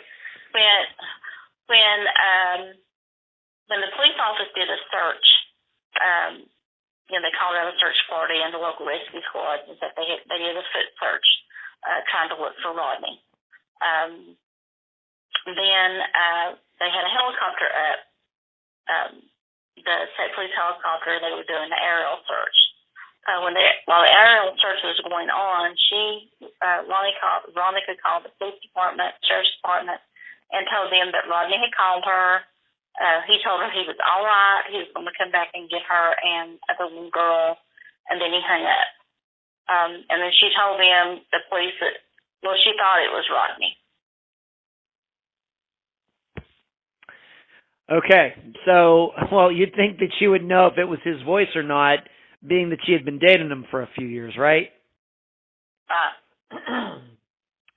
Okay, and this call just happened to take place while this search was going on. Right, that's correct. Okay. Any idea, being that she had moved back, how would Rodney have even known to call her there? How would he even know that she was there? No idea. Okay. Did he not say where he was, what he was doing, when he was coming home? Nothing. No, that's all that she supposedly told the sheriff's office, that he said. That he was okay, he was going to come back and get her and the little girl. Okay. And did you say that this caused the searches to cease?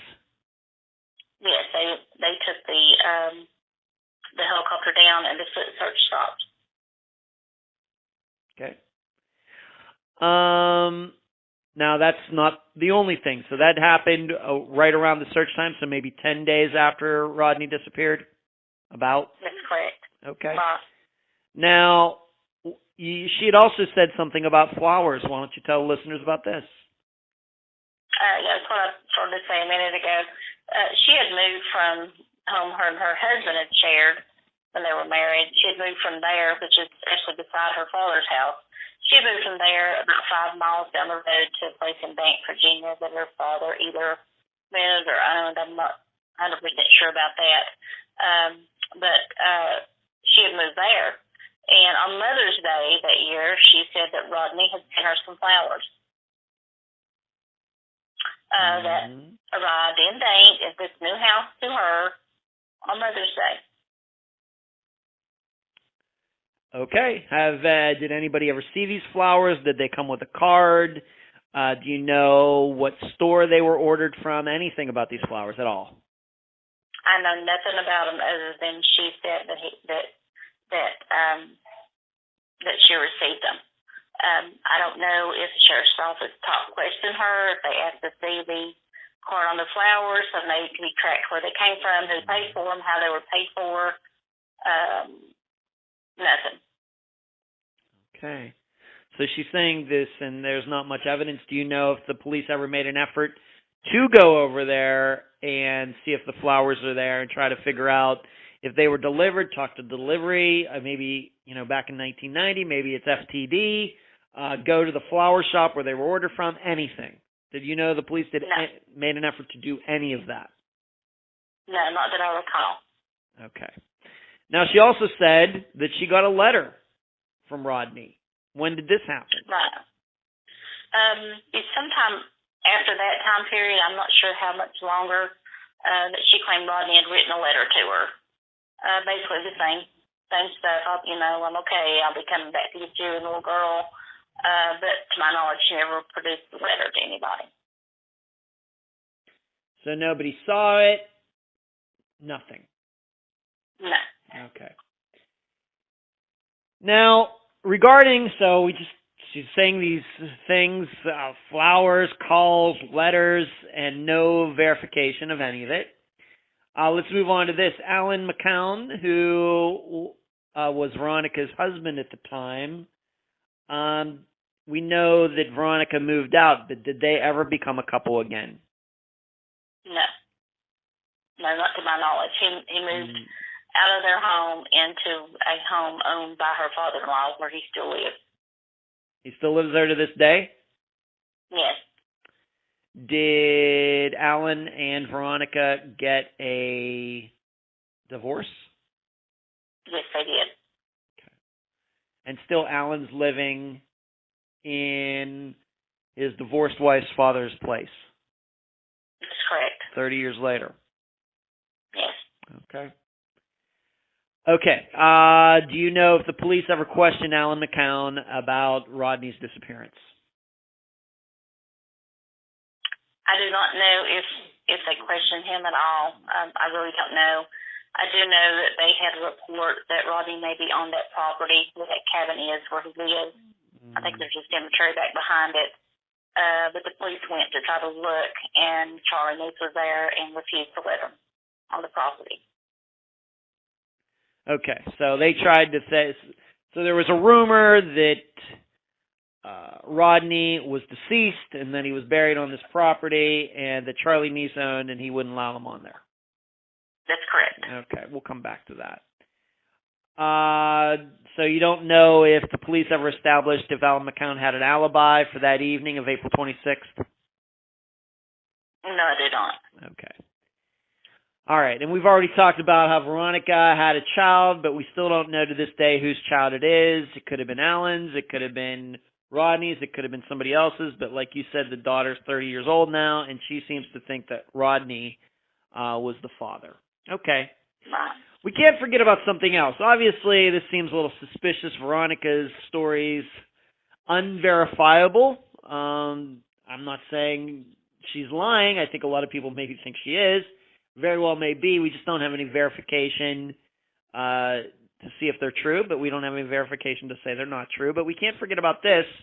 We can't forget that Rodney actually hit a guy and injured this Chuck Rasnick pretty badly. Do you know if police ever questioned anybody in his family, maybe somebody wanting revenge for what Rodney did, anything like that? Was Chuck bitter about what happened those years before? What do you know about that? I don't know, much about that at all. I don't know if they questioned him at all. I just know it was mentioned. They checked, and the lawsuit. The lawsuit was dismissed in '92. So I don't know if they ever questioned him or not. I knew there was a rumor that maybe they had done something to Rodney. And the rumor was that, that his family made comments that Rodney should be cemented and thrown into the dam and he didn't deserve to live. But as far as going any further with them, talking to them, I don't know that they did. All right. And we have to remember that Rodney did disappear about 4 years after this happened. It wasn't like Right. Rodney hit Chuck at the beginning of April, and then Rodney goes disappearing later in April. This was 4 years beforehand. So, Right. and plus, I have to say, please. It really bothered Rodney, that happened to the guy, because, he was really hurt really bad and, scarred. His face was scarred, and it hurt him a lot. But when I asked Rodney about the lawsuit, that's what he's going to do. That's a $2 million lawsuit. And he said, well, you can't get blood out of a turnip. And that was his comment about it. Okay. I don't think he likes to talk about it because it really bothered him. Right. But somebody might have taken some revenge if Chuck was messed up. It sounds like he was. I mean, you get hit by a car. Maybe he wasn't didn't have the physical ability to maybe take revenge out, and maybe somebody else in his family did. And it also is surprising to me. I think you said that Chuck brought a lawsuit, but the lawsuit was not successful. That's correct. It just lay dormant up until like 92, then it was took off the court docket because there was no activity. Okay, seemed like it would have been a good lawsuit to me. Nothing against Rodney, of course, but he's in a deputy vehicle and hit somebody. You'd think there would be a big payout there. Okay. Now, let's talk about law enforcement. We've already talked about this nosebleed statement, which seems a little bizarre, but is law enforcement in that area of the department, are they chummy with CHARLEY Nice? Yes, to my understanding, they were very chummy with CHARLEY Nice, especially the sheriff. He is supposedly, CHARLEY supposedly contributed monetarily and alcohol to a Bishop's campaign, and rumor had it that they were very close. Okay. And in addition, we have to remember that Rodney did leave his position as a deputy when the new sheriff came in. With this sheriff that you're talking about, is that the new sheriff? Was that the new sheriff? Yes, that's the one that he campaigned against. Okay. All right, so we have this political angle to this as well. Now, over the years, you've also told me, and this is regarding law enforcement, that some of the things involved in Rodney's disappearance are missing. What are some of those items? I don't know how much is actually left. I know that they said the board was missing, the concrete castings were missing. I'm not sure what else is actually left. Yeah, you said that at the time they had made a concrete cast or plaster or something of a footprint that was near the trailer. Yeah, two of them. Yeah, two of them. Yeah, because like I said, it was a dirt floor inside. Yeah. The block building that he built on. Okay. And you're saying that these two casts have been lost? That's your understanding right now? Yeah, that's my understanding. Okay. When was the last time you requested to see them, or have you ever talked to them about those casts? I've never actually requested to see any of the evidence. I've talked to the different investigators over the years, and they're the ones that told me that a lot of the evidence is missing. Okay. And you said there was a bloody board? Yes. Did anybody, was this board taken out of the trailer before you videoed it 5 years later? Yes. Okay. Did anybody in your family ever see this board? I'm assuming that my mother and aunt did when they went out there, but Okay. They're not investigators. They don't know. No, of course. Exactly. Of course. Probably to look for. They probably saw,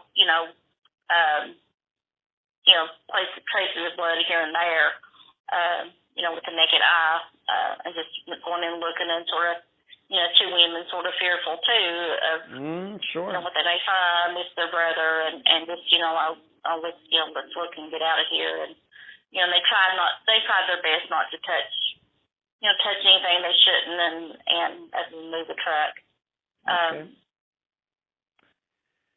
Okay, so the way you've presented it to me is maybe the sheriff's office didn't do the best job, maybe because they're incompetent, maybe there was some funny business going on. We have a couple pieces of evidence, at least your understanding right at the second that we do this interview on May 24th, 2020, is that a couple pieces of evidence have been lost, but I would surely like, you to double check on that sometime down the road. But you did have a chance to speak to a guy who did work on Rodney's disappearance at the time, not the sheriff, but just a regular police officer, deputy. And what did he tell you?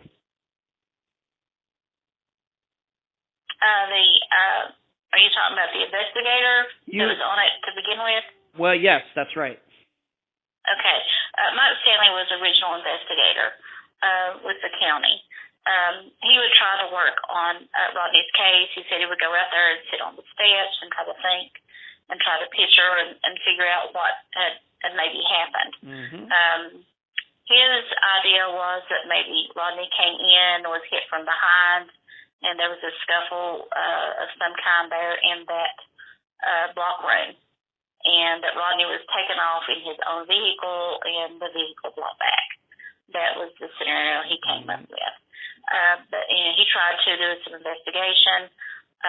He did a polygraph of Veronica, which she failed. And CHARLEY refused to do any polygraphs. Veronica refused to do any more polygraphs. CHARLEY told the sheriff's office to quit harassing his family and not come back around. He also said, he told me, and then he told the current investigator that's working on it, that the then sheriff, Avery Fitz, would not let him do a lot of the things on the investigation that he wanted to do. His hands would sort of hide certain things that he just wasn't allowed to do. And what he did do, he had to sort of flip and do a lot of things he did do without the sheriff's knowledge. So what was this investigator's name again? Mike Stanley? Yeah, that's correct. Okay. So is he saying that there was interference from the sheriff? Yes. Did Mike Stanley ever say anything about having any run-ins with CHARLEY Nice one-on-one? No, other than he refused to take a polygraph. Right. And told him not to come back on his property. Right, but I'm just saying if CHARLEY Nice knew that Mike was working on this, did CHARLEY Nice ever confront him anywhere regarding it? If he did, he didn't say so to me. Okay. So it seems that at least one person who was looking into it back in 1990 had the idea that Rodney was murdered. That doesn't mean it happened. It doesn't mean that CHARLEY Nice or Veronica or anybody else had to do with it.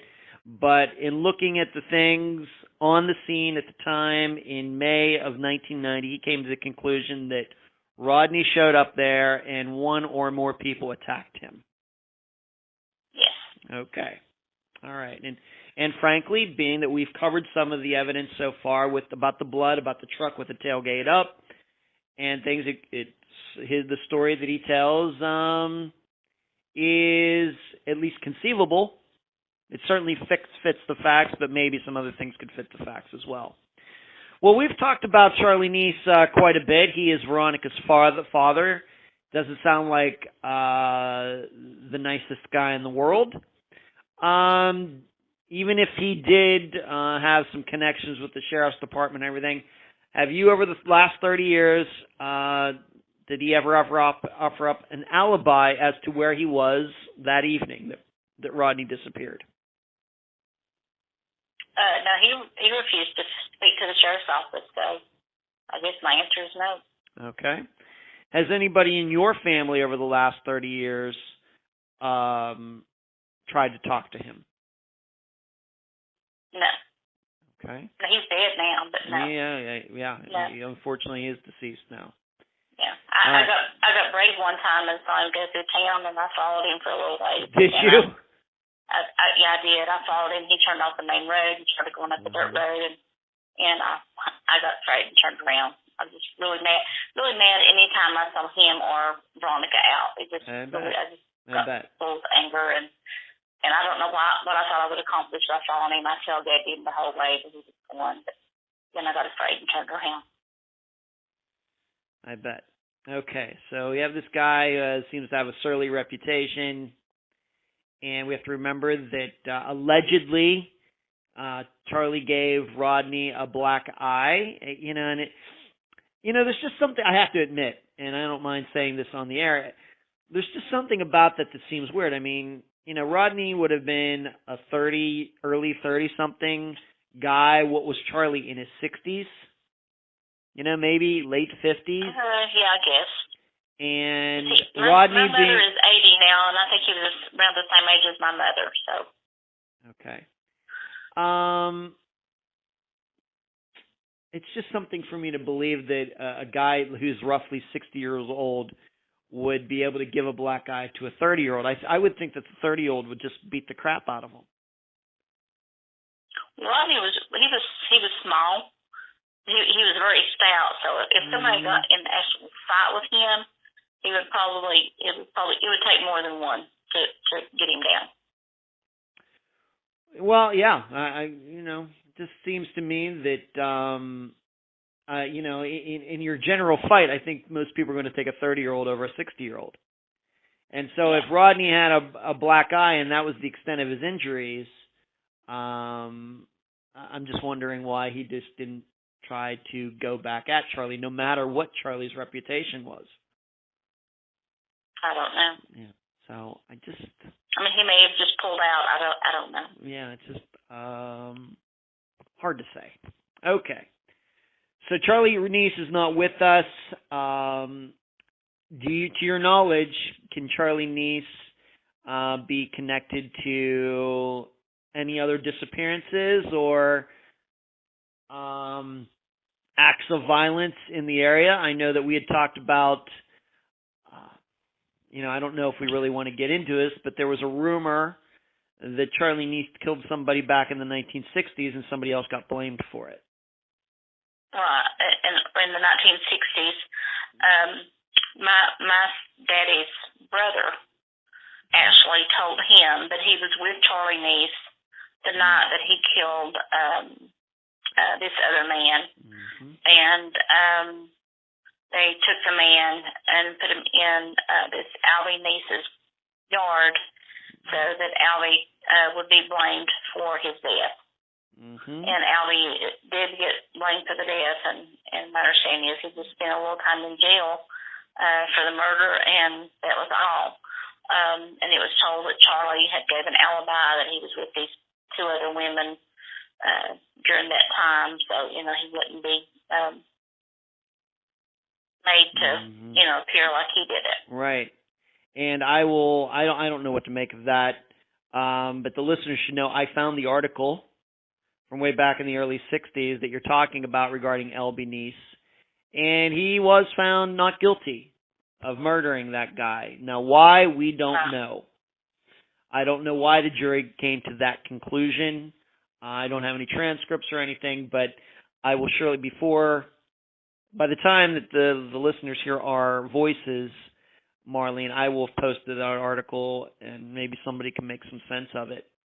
But we should note that CHARLEY Nice's name is not mentioned anywhere in the record on that death. How has this affected you, Marlene? You've been working on this for a while. In fact, I think that we eventually discovered that you and I had talked quite a while ago about you coming on the program, because I've had Rodney's name on my list of disappearances to cover for quite a while. Probably going back to 2017 at some point, and then I don't know what happened, but of course just recently we've gotten back in, you contacted me and we got back in touch with each other. But, how has this affected you over the last 30 years? It was really hard to begin with. I felt guilty for not being around my family more.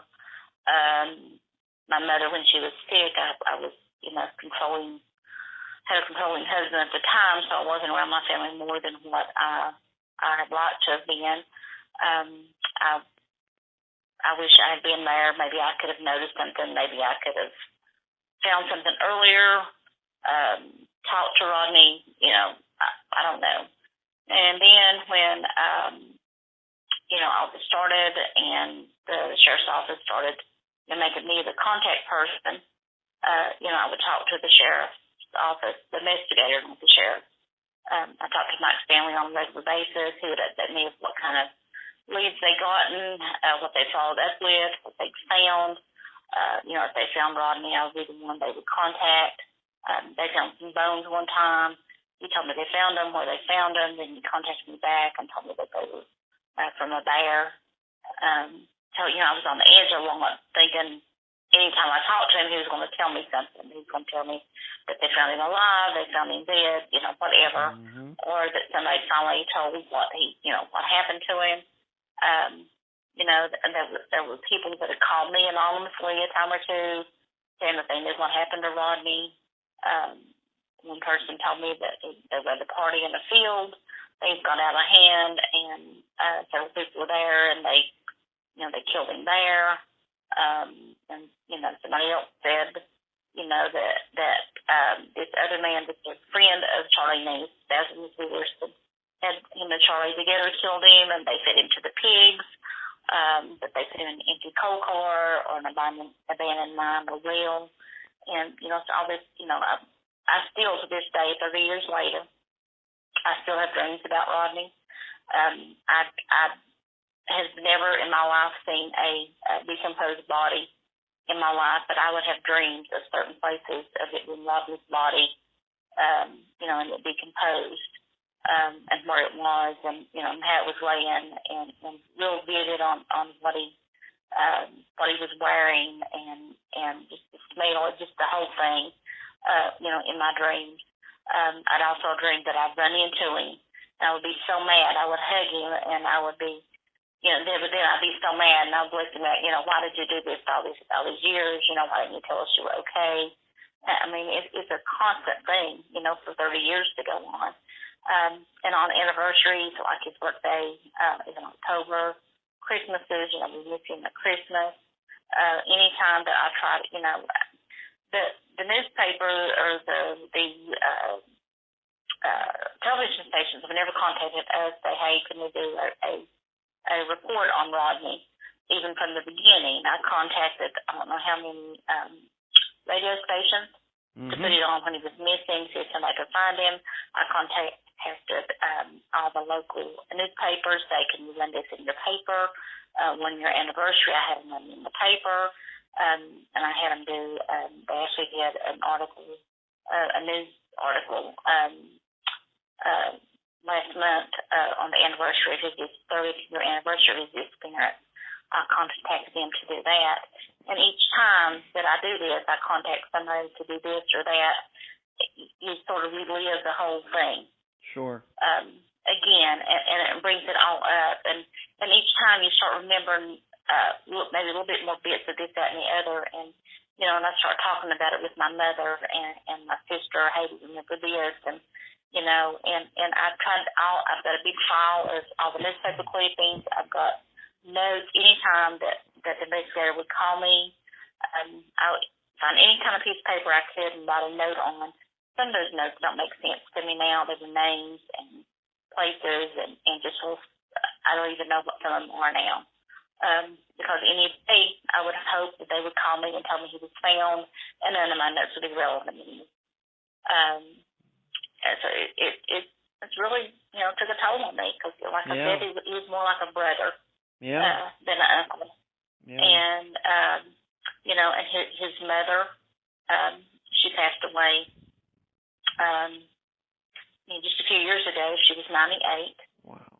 That was her baby boy. He was her favorite. And, he lived with her the whole time, other than that one time he was gone a few years to Georgia, Alabama area to work.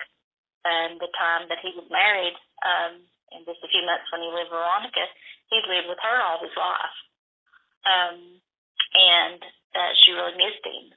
And in her mind, she did not have dementia. She knew everything up until the day that she passed away. But the only thing that was wrong with any of her mind or anything, she thought Rodney was mad at her, that he was in her basement, that he was mad at her and he wouldn't come up and see her. She would have me take food down there. She would have me take little bags of cookies and stuff. And there was a cold air vent in her floor, and she would holler down that vent to him at the floor and say, Rodney, come up and eat. Supper's ready. That was the only thing that was out of place with her. When she passed away, was trying to, talk to him. Mhm.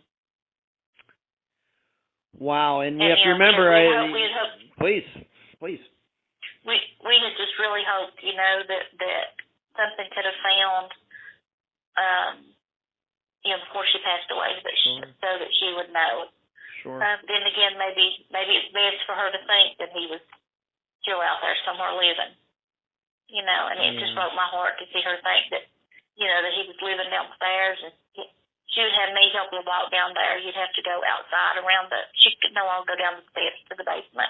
She'd have me walk her outside and in the basement and to see if they were there, because she thought he had some kid down there with him, that he was keeping somebody's kid that wouldn't take care of it. And she would send them down there cookies and a toothbrush and toothpaste, and she would have me walk down there. So they must be hiding. They must have heard me coming. They must have left. And it just broke my heart, to think that, that she thought he was down there, and me knowing that he wasn't, and me pretty much knowing that he wasn't coming back. And we have to remember, Marlene, that you have your own life, you have your own family, right? You have children, and you have your own thing. You have your own things going on over the last 30 years, and still you've remained committed to this. Yeah, I've tried. If I would have probably back then, I would probably try to work more and work harder. Like I said, I still have a lot of guilt that maybe I didn't do more at the time when I did. And I still see Veronica sometimes out, and I never ask her anything. I never ask her about Rodney. I want to. I don't know if she would tell me anything, but I guess a part of me is just I don't know. Mm-hmm. I don't, and we, at one time, I just get really angry when I think about it and think about what happened to him. What could, there's just the scenarios in my mind that could happen to him. And was he killed? Did he suffer? Did he lay somewhere? Is he hit in the head somewhere and doesn't know who he is? Just all that runs through my mind all the time. Is he actually going somewhere? People said, oh, he'll be back in 7 years. He went to Florida. He went out west. He went somewhere to fish. Just ridiculous stuff that people, said, over the years. And then to know that the sheriff's office did not seem to really work this investigation. They weren't thorough in their investigation. I think not doing any fingerprints at what is possibly a crime scene. I just don't understand. The sheriff. It's if I could jump in here for a second. It's hard for me to understand. Once again, the way you've explained it over this interview is that they took blood evidence and they got that tested, although it was, kind of before the years of DNA. But they took this blood evidence and at least got it tested for what blood type. They made these casts, and now maybe the casts are missing. But, to go through the trouble of, creating a cast for a footprint is a lot more difficult than taking fingerprints. But they did the foot cast and seemingly, once again, to your knowledge, didn't take the fingerprints. It's really weird. That's a weird. No, it makes more sense to get makes more sense to get fingerprints than footprints. But that seems, at least what you're saying, that's what they did. Well, I know they didn't take fingerprints because I asked the sheriff about it. I went and I had several confrontations with him at his sheriff's office. Wasn't very nice conversations either. I'm sure. He told me that they didn't do fingerprints because the family contaminated the area before the sheriff's department got there. And then he also told me one time that he could assure us that no harm had come to Rodney. Yeah, well, who knows, And, this coming from the sheriff. And, I went one time to try to talk to him. My mother had found a knife under the steps at Rodney's place. And, she found it and didn't pick it up with the plastic or something and put it in a baggie, and I took it over there. And he said, well, that was probably put there after. He didn't even, they didn't take fingerprints. Maybe they didn't get all the evidence that they needed. And I was trying to talk to him about some things, and he just went in his office and slammed the door in my face.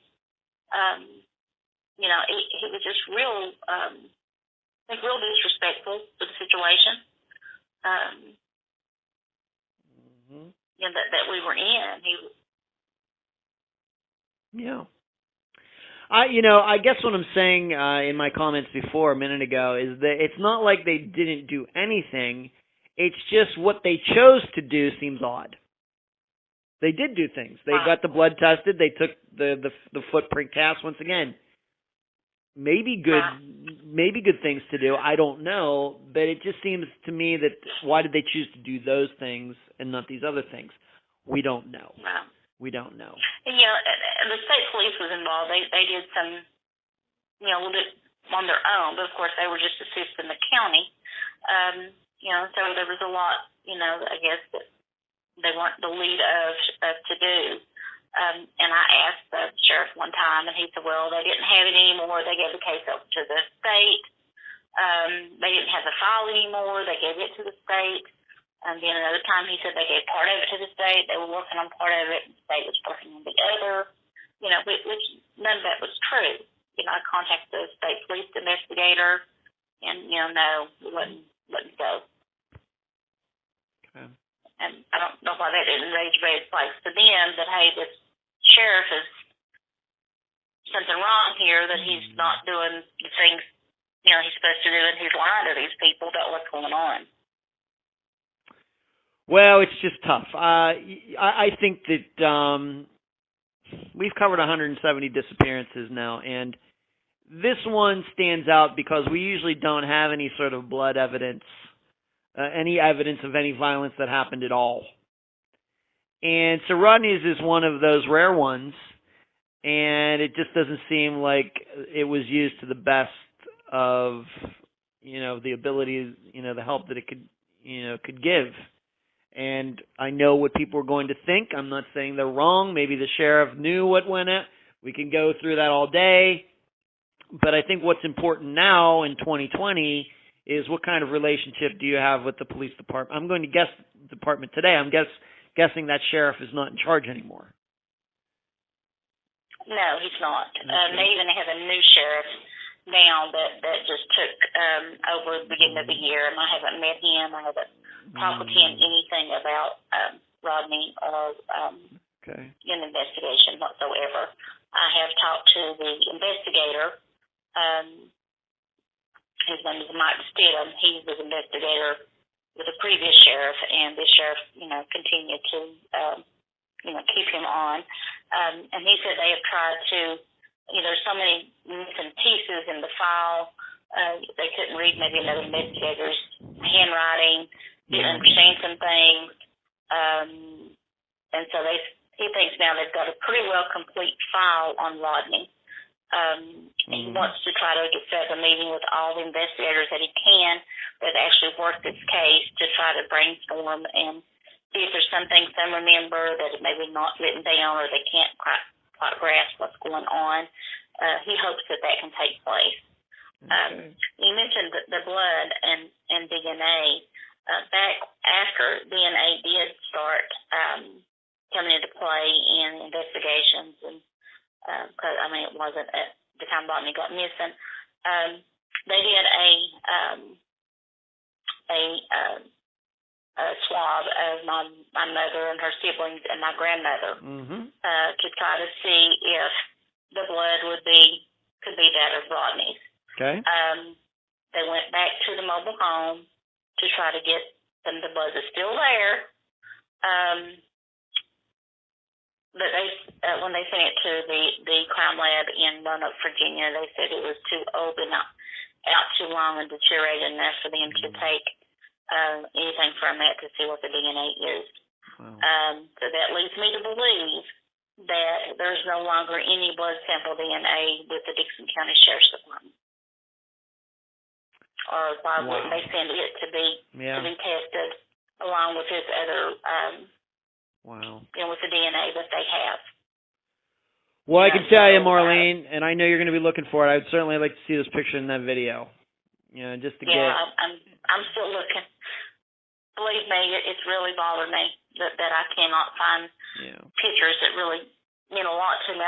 It's like you put something up thinking you're going to remember where you put it, and I've looked at all my pictures that I have, and I don't know.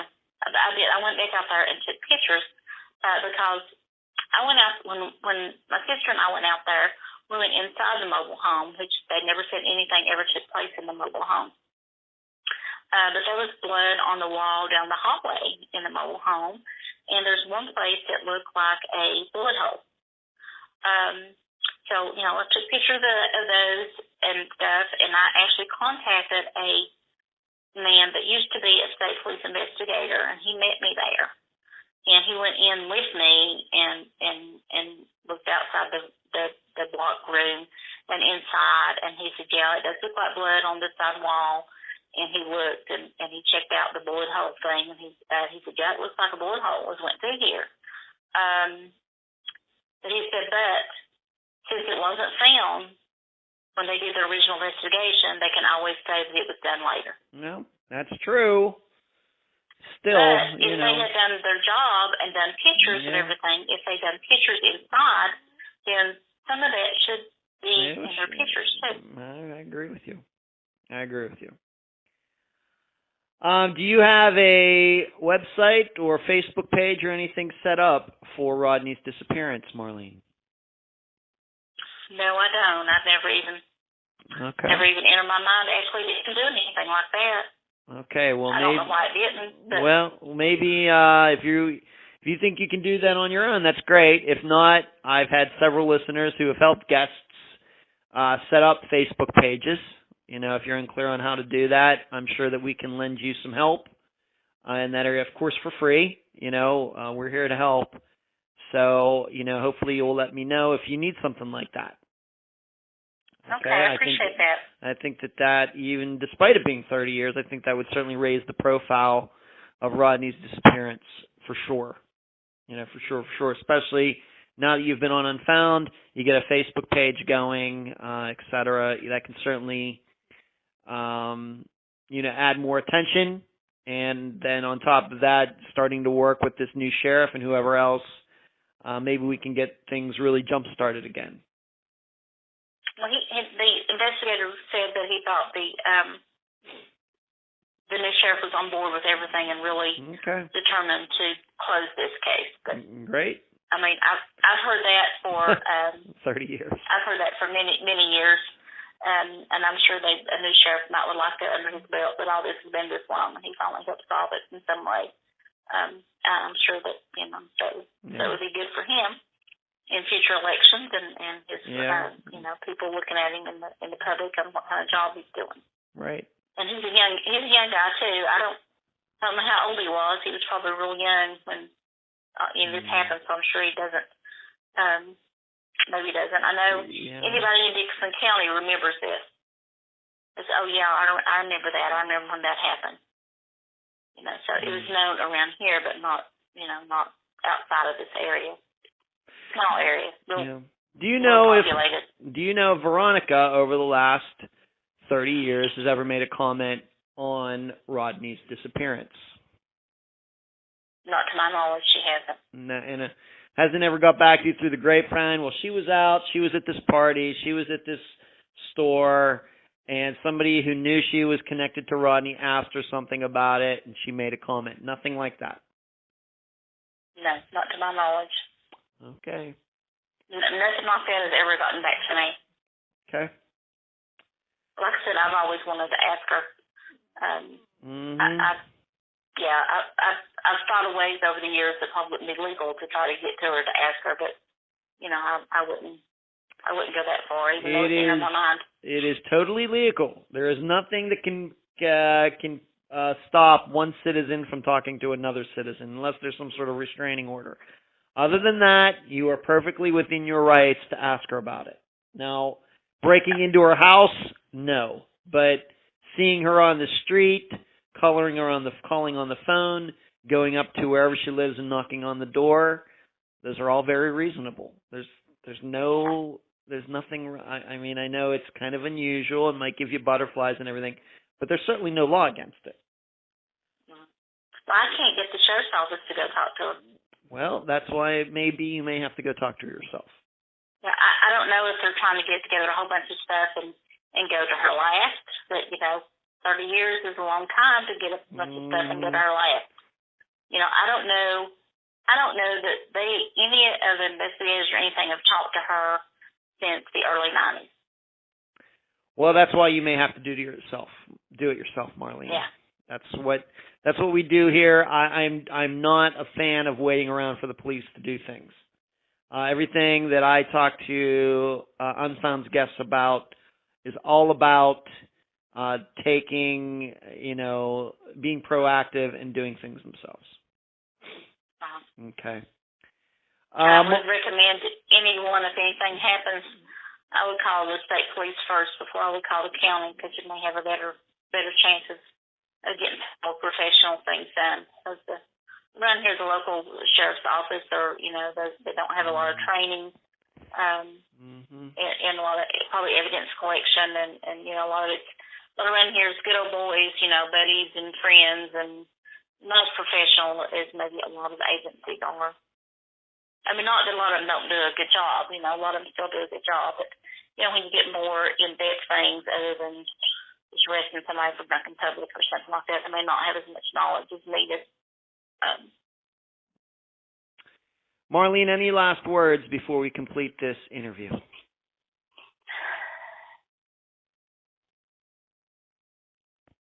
Nothing other than I appreciate your time and talking to me and understanding, and getting all this all together. I just hope that there's some lead sometime soon. Somebody says something that we can at least find him and have a proper burial for him. It's been 30 years. He'll be 62.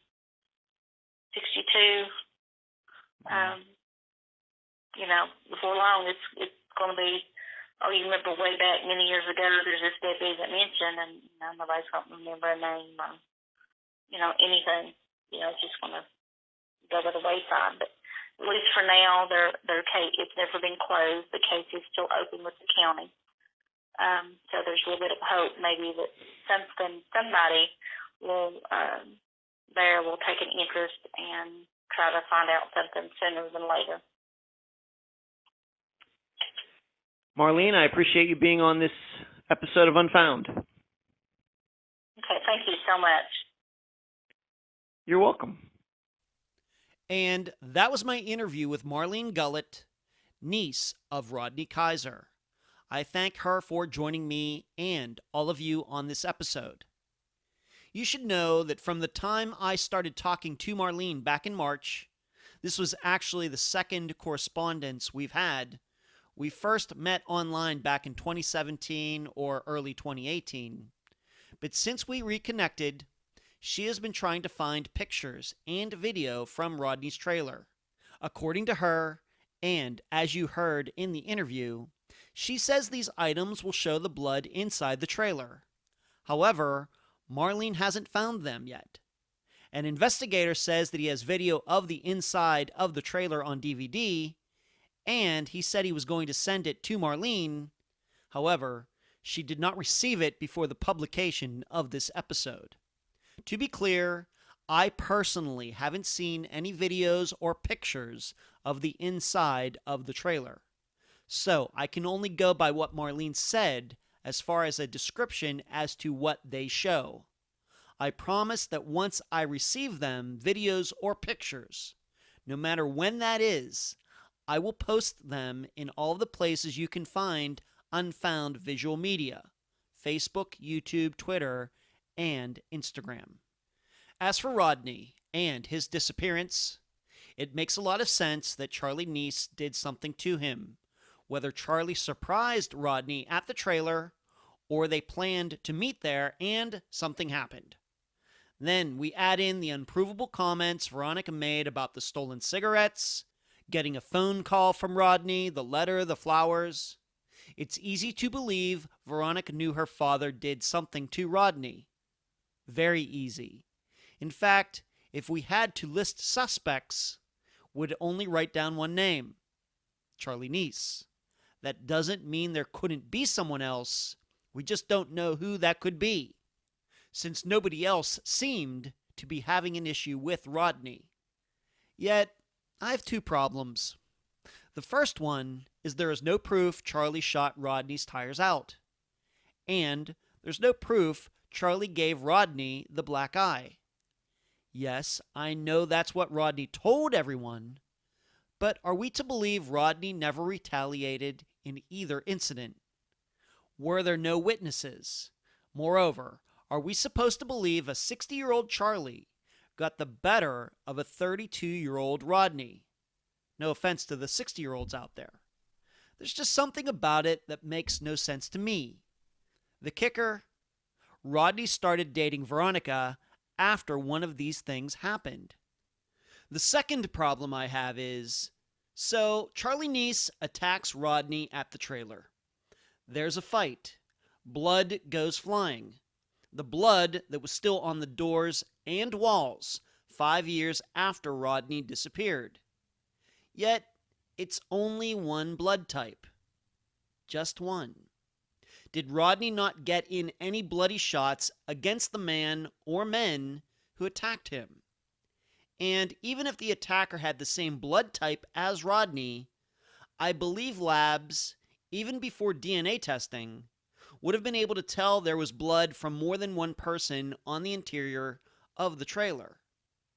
Still, blood from just one person. It bothers me. And I can't leave out this. Why didn't whoever killed Rodney clean it all up?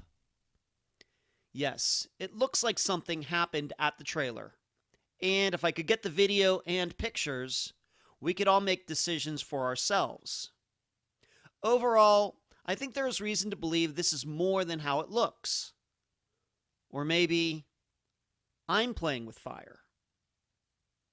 I'll leave the rest of the theorizing up to you. And that's the program. If you found it informative, please go to the app that you use to listen to Unfound and give this podcast a nice review. I thank you for listening. I'm Ed Densel, and you've been listening to Unfound.